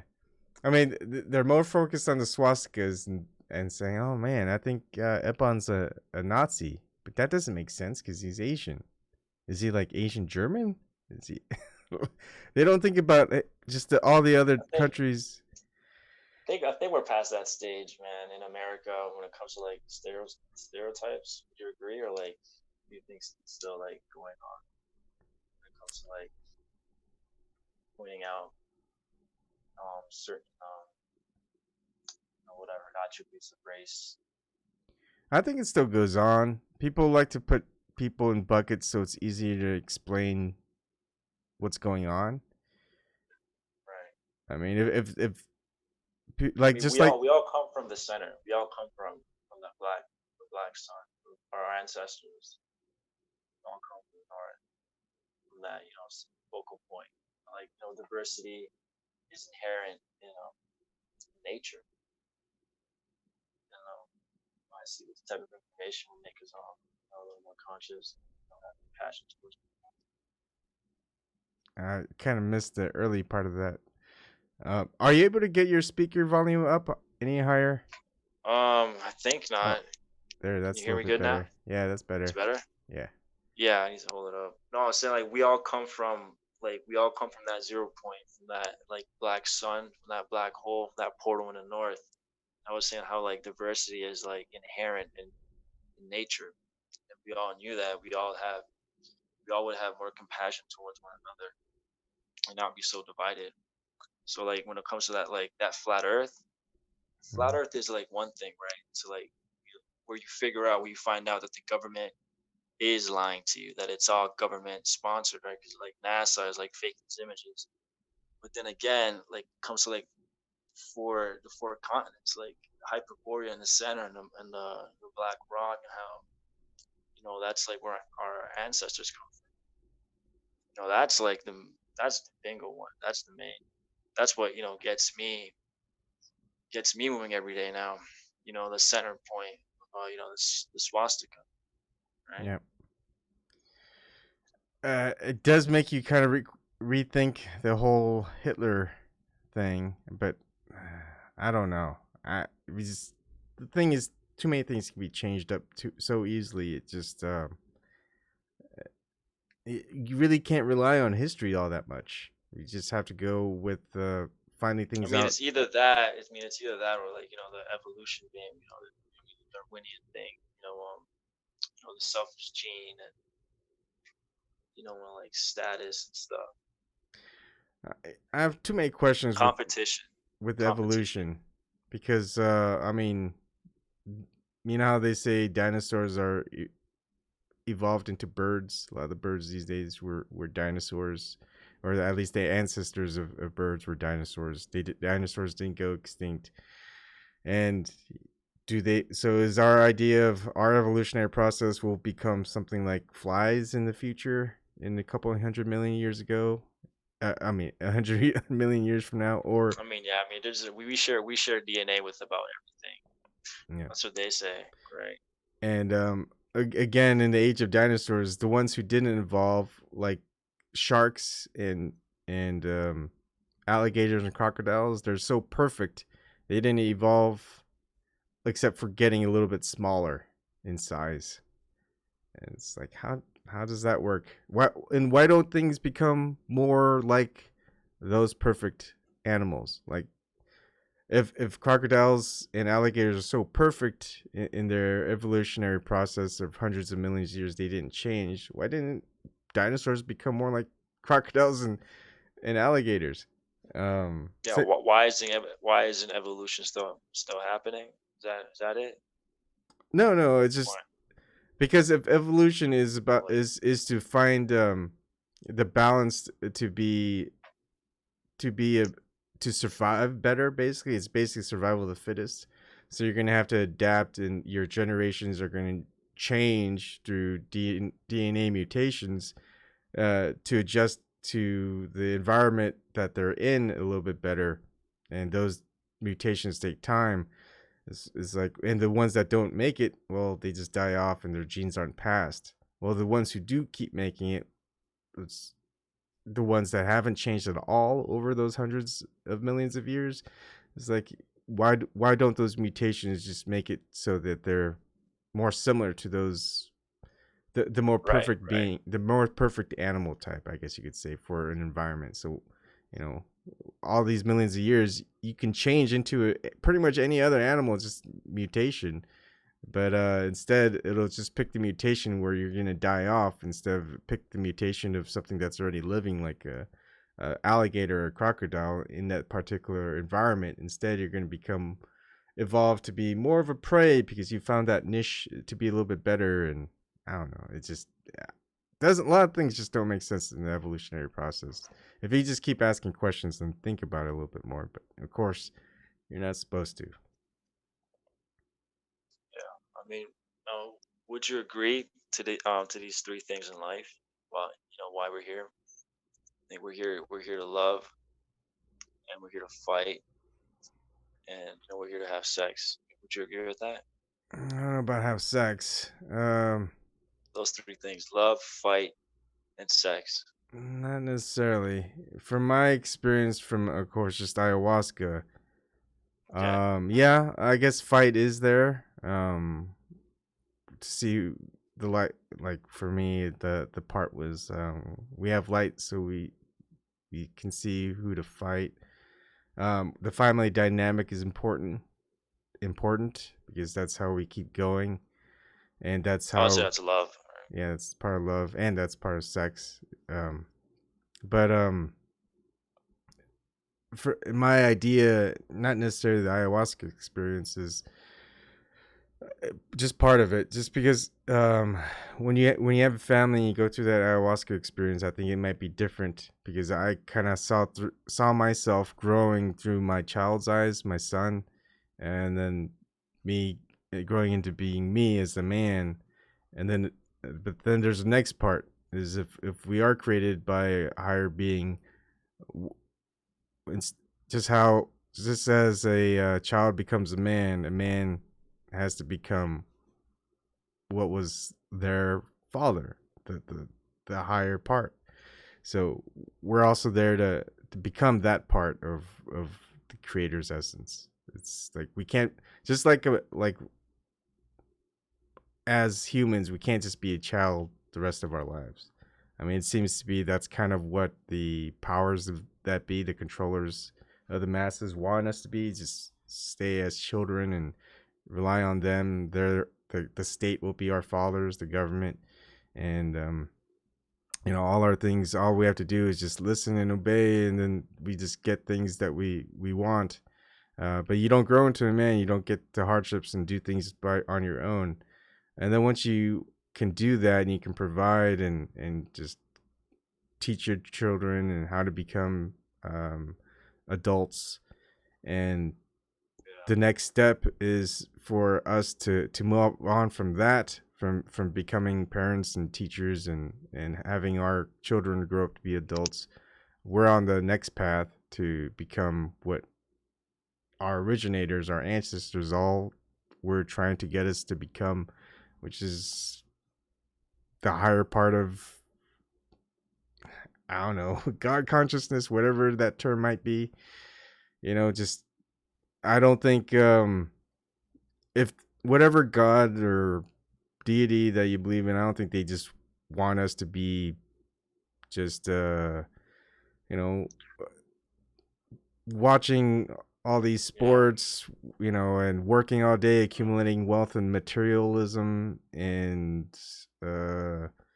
having, just not having the family dynamic, not loving, not caring, not standing up for against evil or wrongdoing and things like that.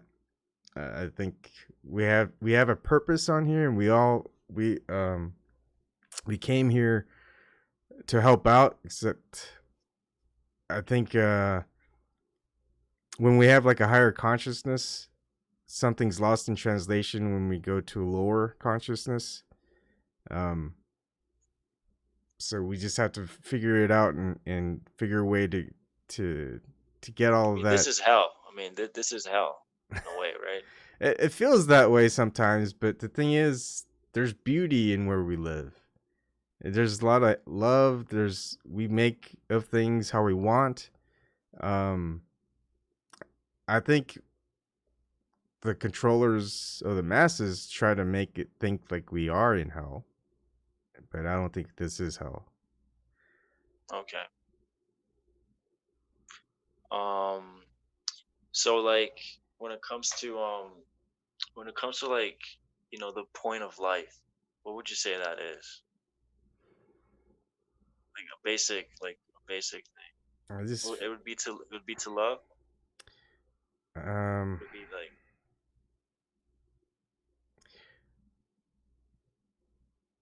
I guess, I mean, love encompasses a lot of things. I mean, if you love, you care. If you care, you want to protect. If you protect, you have to protect from something, and that something is something that wants to violate, that wants to destroy, that focuses on hate. There's that duality again.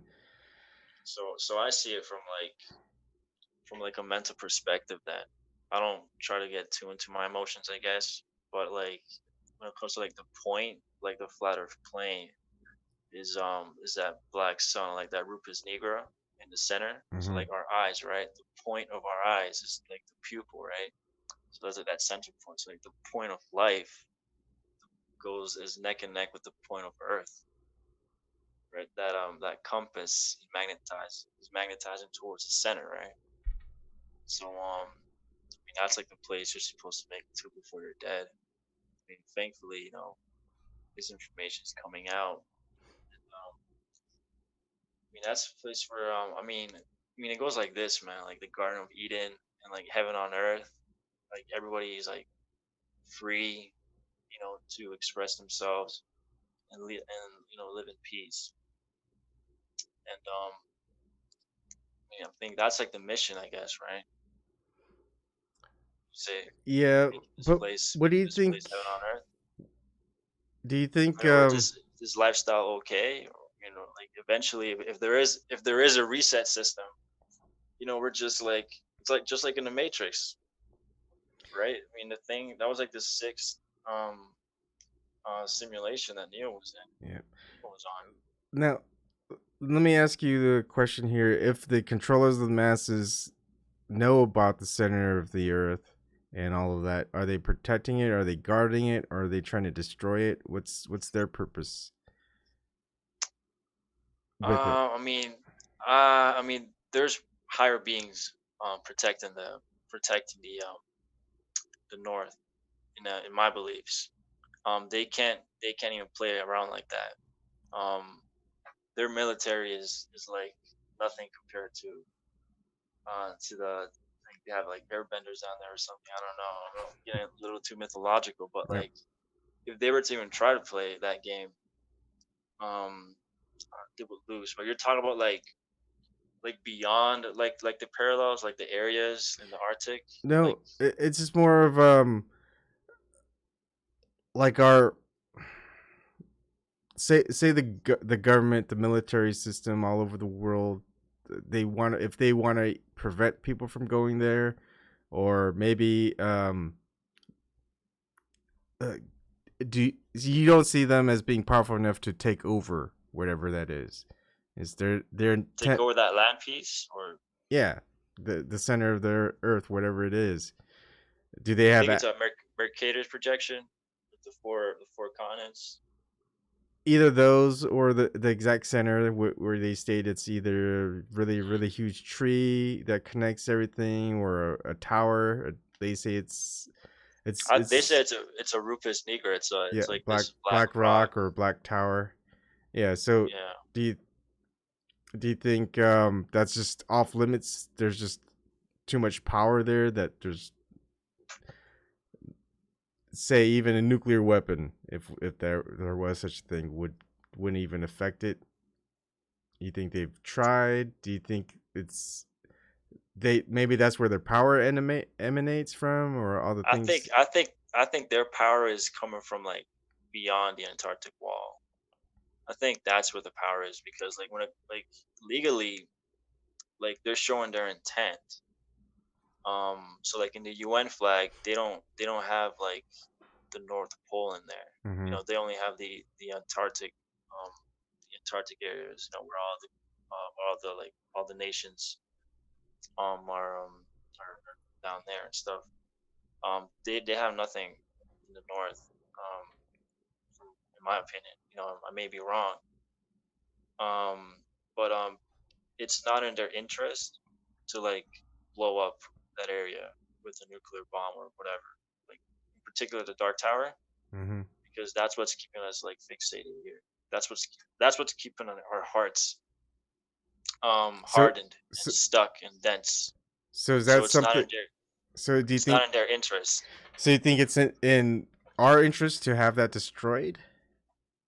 Yeah, it's in our interest. Like if we're the pure hearts, it's in our interest for that to be destroyed. It is because like when it comes to like the chakras, right? Like the heart is like the center, right? That's Mm-hmm. like the fourth chakra, right? So like the center of the flat Earth plane is down there, right? And that's keeping our hearts stony. That's like the ego calcified, and like this whole alchemical process and the occult. They all talk about like the philosopher's stone and stuff. That's our philosopher's stone. That's our like I made a video on my channel like about like comparing the Georgia Guidestones with the Rupert Negro and how they did a blood pact on the top of the capstone, the Georgia Guidestone. And, like you see the Georgia Guidestone, like they Yeah. got like it looks like Hyperborea, like with the four rivers. Like they have like these four walls. Yep. The Georgia Guidestones, like it's Yep. like I've seen and then it. compare that to like to Mercator's projection. It's like the exact same outline, Yeah. like four in drawing C's. They I, have those walls. I'm So gonna have I to take mean, another they're look. they're they're just like imitating that energy from there, and they want to keep us stuck in this material plane. And ultimately, yeah, that's like one of like the thing about like your heart needs to be as light as a feather to like pass through Mm-hmm. and make it to the other side. Which like the other side, that's where the Idrisil, the tree of life is. In my interpretation, it's always been Or you have to something like have that. a mind like a child or a childlike mind. Yeah, yeah, yeah, yeah, yeah.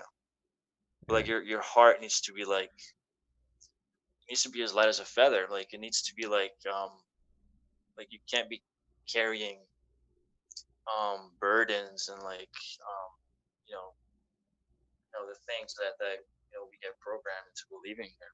Yes, like holding a grudge over someone, Yeah. things like that. The way our ego develops here is quite toxic. I mean, there could be like over masculinity, and like over femininity and stuff. Mm-hmm.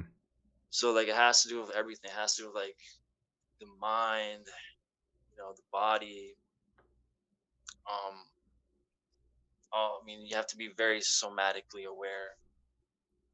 So like making it there is I mean, you're gonna get magnet. I mean, we're all connected to that black rock. So like this is like something, in my opinion, like it's something global. It's something that affects us all. I don't have the word in my head right now, but like yeah, the elite. I mean, they know this exists. This is real. So like it's more like a Game of Thrones reality. Yeah. Like they can't do something, or else this is gonna happen, and they're gonna get this up their ass. So like it's like this, like Texas Hold'em in a way. They have a game plan they can't deviate from, and Yeah. we don't know what the repercussions are, but they seem to know what the repercussions are. Yeah. Yeah, it could be like that. That's what I'm saying. I mean, it's more tight than what we think, and like they want to make us believe that they're that Illuminati, one seeing eye. Mm-hmm. Like they're the only ones with a cigar. You know. Yeah. I feel like how everything's inverted and perverted, and they try to make us like the things that we should be not liking, and all the things that we don't like. They just keep making the opposite happen, and I think fear is part of that. They want us to be afraid of looking into and researching and exploring things that are like, that's Satanism, it's evil, Yeah.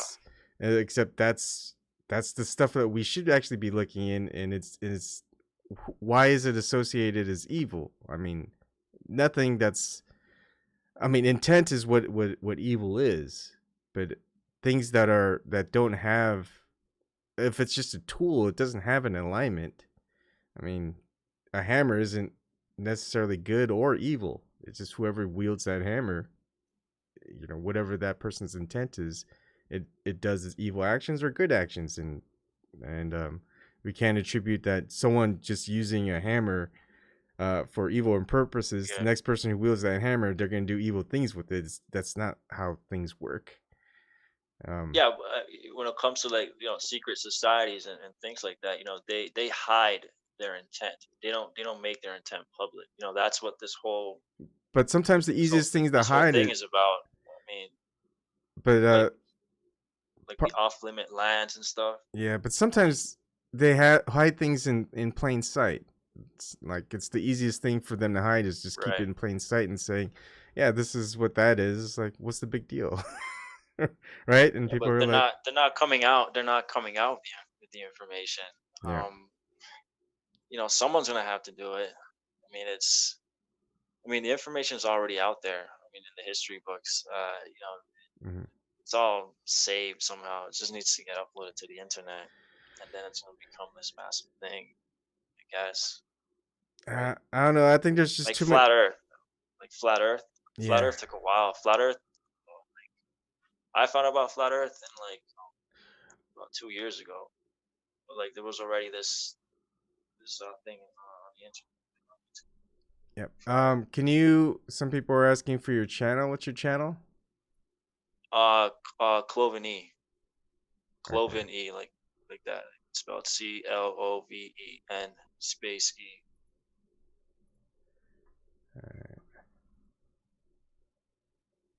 Okay, a couple of videos you've been doing a lot Yeah. recently. Take a look. All right, cool. And I'll send people over to your channel. But yeah, like I was saying, when it comes to like the fraternities and stuff, um, yeah, it's all like just like third party based. Like they want you to depend on these other individuals to pass down the knowledge, and you like stay in this, infantile stage for the rest of your life, I guess, right? Mm-hmm.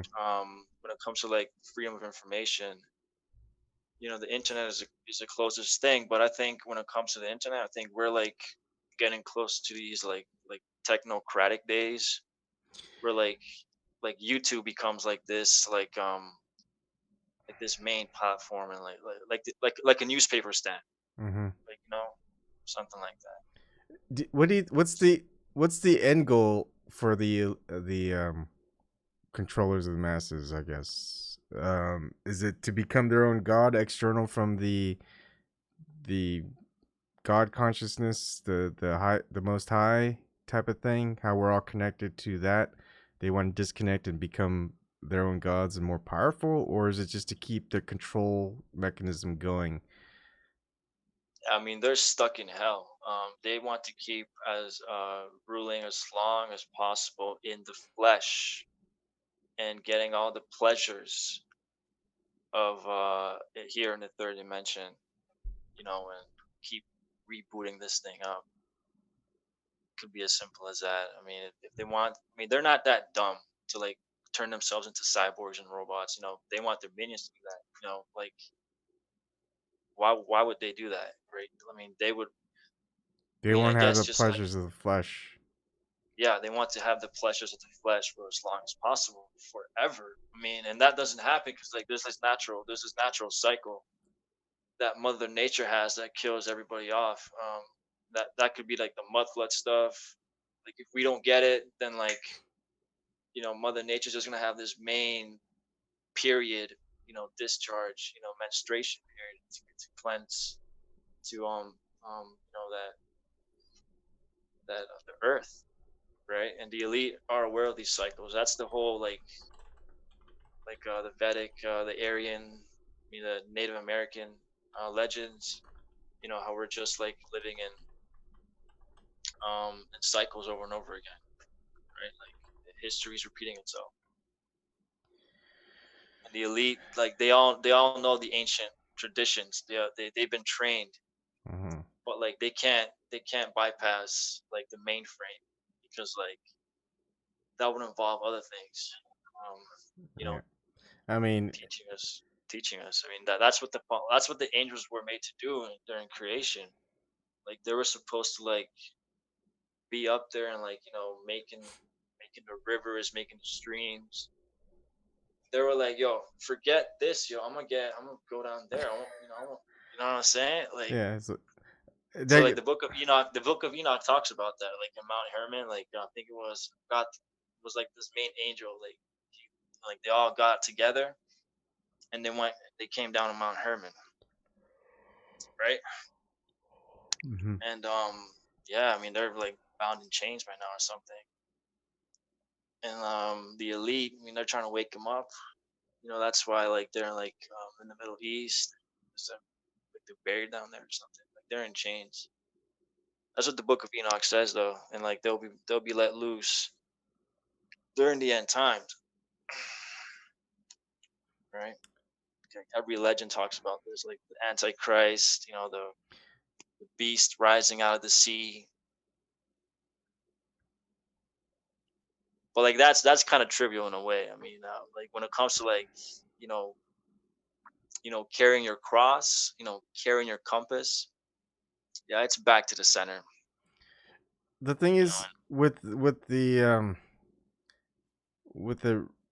whether it's the second coming of Jesus or whatever external the second entity. coming.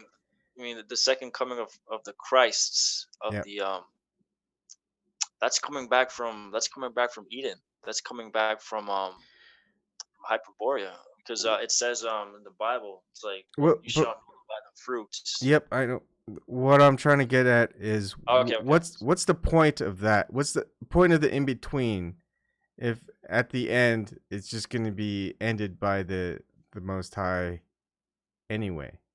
So what's the point from beginning of all the mess, all the creation, to all the angels falling, to humans being here and not Yeah. getting what we're supposed to be here for, and then all of a sudden, well, if the Most High already knows what's going to happen, why does the Most High keep repeating the same thing? And what's the point of from I then mean, to now? the Or toilet needs to get unclogged. I mean, that's how I see it. I mean, once the toilet's unclogged, then it's gonna be up to us to not clog it again. but what's the So like the point water of flows freely. but what's The the point point of of it, that? Why does he keep flushing the toilet for us? I I mean, mean, it's probably our fault. It's probably not even God. I mean, do you really think it's like? I mean, he's the creator. I mean, there's the creator and there's God. okay. I think we probably like mess up ourselves with our own ego. All right. So I like talking all this stuff naturally. Now, when you're talking about creating, you're talking about like the very first essence, I There's guess, two that different, created yeah. everything. There's two different things. There's two Yep. different things. Like there's like Jehovah, and he wants to make you think he's the creator. Like this all goes with the Gnostics and Yeah. stuff. It's Like like the they're two distinct like a things. demiurge. Yeah, yeah. So like we're So in that demiurge mentality. We just gotta get out of that thing. Like so we just connect to source, and yeah. it's our asses that are okay. So the source created demiurge, the god. Um, well, that's a good question, man. When it comes to the source, we're like the mirror reflection of the source, and like when we get into our ego, we're creating these like fourth dimensional entities that actually exist in the fourth realm, and they're subject to God. Everything comes from nothingness, like where it says in the Bible, like from the void. I can't recall it, but right, the void of creation. So like we all come from that, but it's only like when we take it serious that like these like fourth dimensional entities come to life from our own birth, from our own ego. You just have to learn to differentiate that. Everything goes back to 0 point. That's pretty much it. Do you see what I'm saying? Like it's a mirror reflection of like this ray of creation that's always going to exist there. And the more dense you go, like the more dense you go, the more real like beliefs like manifest. When you get closer to the center, you differentiate from the demiurge and the source. Mm. Um, what limitations does the demiurge have? I mean, it can't create. That's one. It makes the illusion of creation. Okay, just illusion. So we are creator beings. We're from the source. We're not created by the demiurge. I mean, if you have a soul, I mean, there's a soul and there's a spirit. So I mean, that's the whole thing about in the Matrix. I don't know if everyone here is a creator or is with the source or not. Some of us are, some of us aren't. It's just like in the Matrix, like the Matrix, Agent Smiths and Yep. Neos How and do Trends and do stuff. you know how we would be able to differentiate between the two? Like how, I mean, it's like flat Earth, right? It's like if you're resonating with this information, then like you must be in the spirit. I mean, you must. I mean, you're aware that you're different. It has to be that. I mean, it's that simple. I mean, when it comes to like going to a guru and meditating and having out of body experiences, I don't know, it's too personal and stuff. You just have to be a spiritual person, I guess. One thing that I always ask, I always find it odd, is that it always seems to be one person from a family, but like usually family members like brothers and sisters and or cousins, we don't ever seem to have the same. We like there's no like two or three people that are like brothers and sisters that are like, oh, we're all flat earthers, we all understand, we're all woke, whatever. Like, do you have any siblings or anything like that? Yeah, I do. They're living their lives. I respect their beliefs. Um, I haven't really chatted with them Okay, about it, so they don't have see this. but like they could care less though. Okay, Yeah, they don't see things the way you see things. yeah. I mean, they're professionals, and Yeah, I mean, I don't want to get into it, but like, I yeah, know. I mean, yeah, they already know, the type of stuff I'm looking into because I've been like this ever since I was young. Like, they know my cousins, my brothers, like conspiracy theory guy. Now it's just now if I were to talk to them about this, it'd just be exaggerated. Yeah. You know. Do you think we're? So is that black duckling? You know. Yeah. Do you, I don't know. It's like I always wonder why it's always that way. I mean, I can understand when kids raise It, their. it has it, it has to do with astrology too. Like in my opinion, like Okay. astrology plays a big component when it comes to like your consciousness, your psychology, and the way you perceive reality. How you interact with others. Astrology, of course, if you're spiritual, then like you'd bypass that process. But when it comes to like basic um, human understanding, yeah, astrology plays an important role. You know, I'd say. Is there like a specific part within astrology that Oh yeah, like accounts for that? an Aries thinks different. Um, say than a Pisces. A Cancer thinks different than a Sagittarius. Et cetera, et cetera, et cetera. You know, people resonate. At levels they're familiar with, and astrology encompasses that in a way. So it could be just that basic, get along, go along, I guess, right? Things like that. Like for instance, like I was watching, Martin Kenny, Martin Kenny, like he's a flat earther. He made the like cosmic egg. You heard that channel?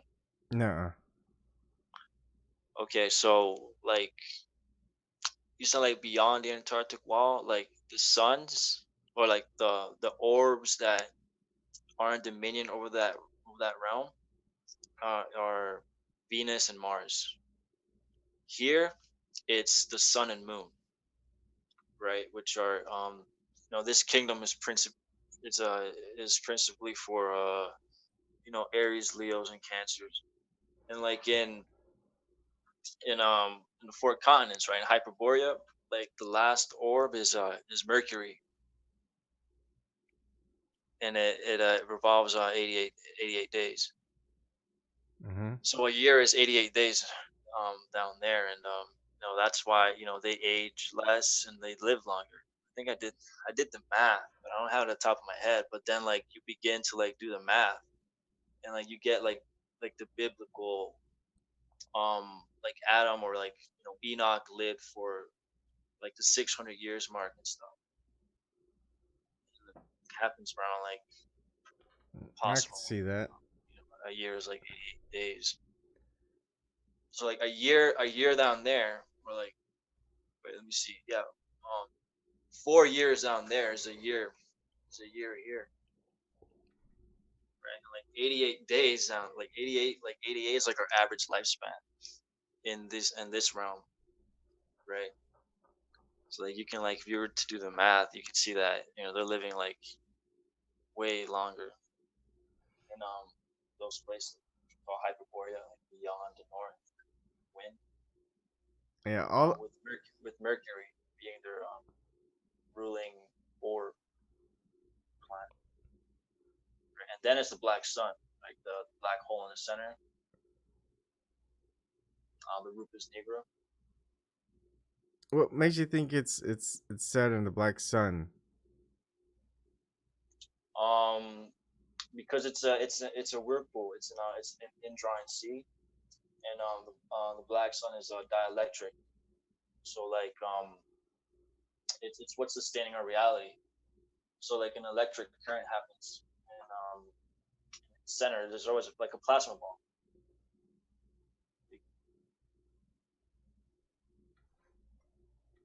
Hello? Like a plasma ball. But why the shape, like the Saturn, the black cube of Saturn? Yeah. Is it a cube? Is it a hexagon? Is it a crisscross, which is a hexagon? Like, how do you describe it as being Saturn in that way, or is like literally, or sorry, just focusing. Or Saturn, like Saturn is like the rim. When it that's the realm we live in. You know, we live under like circular discs, like like the Mayan pyramids, like how like there's this and then another square is bigger. That's our representation of the cube. Like like rings of Saturn. yep. It's like a band, right, or something like that. So like yeah, we're living like in the rings of Saturn. It's in this domain. That's like the last classical planet. Yeah. I think it was like the first like the first one to be created. Right? Have you seen I think it was like what's that channel, man? Thunderbolts channel. Yeah, they go into that history, Yeah. that A lot of people. cosmological thing. A lot of Yeah, people like to follow the Thunderbolts, and I used to yeah, look they into talk it, but about that a lot. I don't. I don't agree with a lot of the things that Thunderbolts has, especially the model of a universe and. Oh yeah, you gotta mash it up, right? Like you gotta, if you're a flat earther, of course, I don't agree with their, heliocentric model. But you need to like, I think it's that, um, eat the meat, spew out the bones.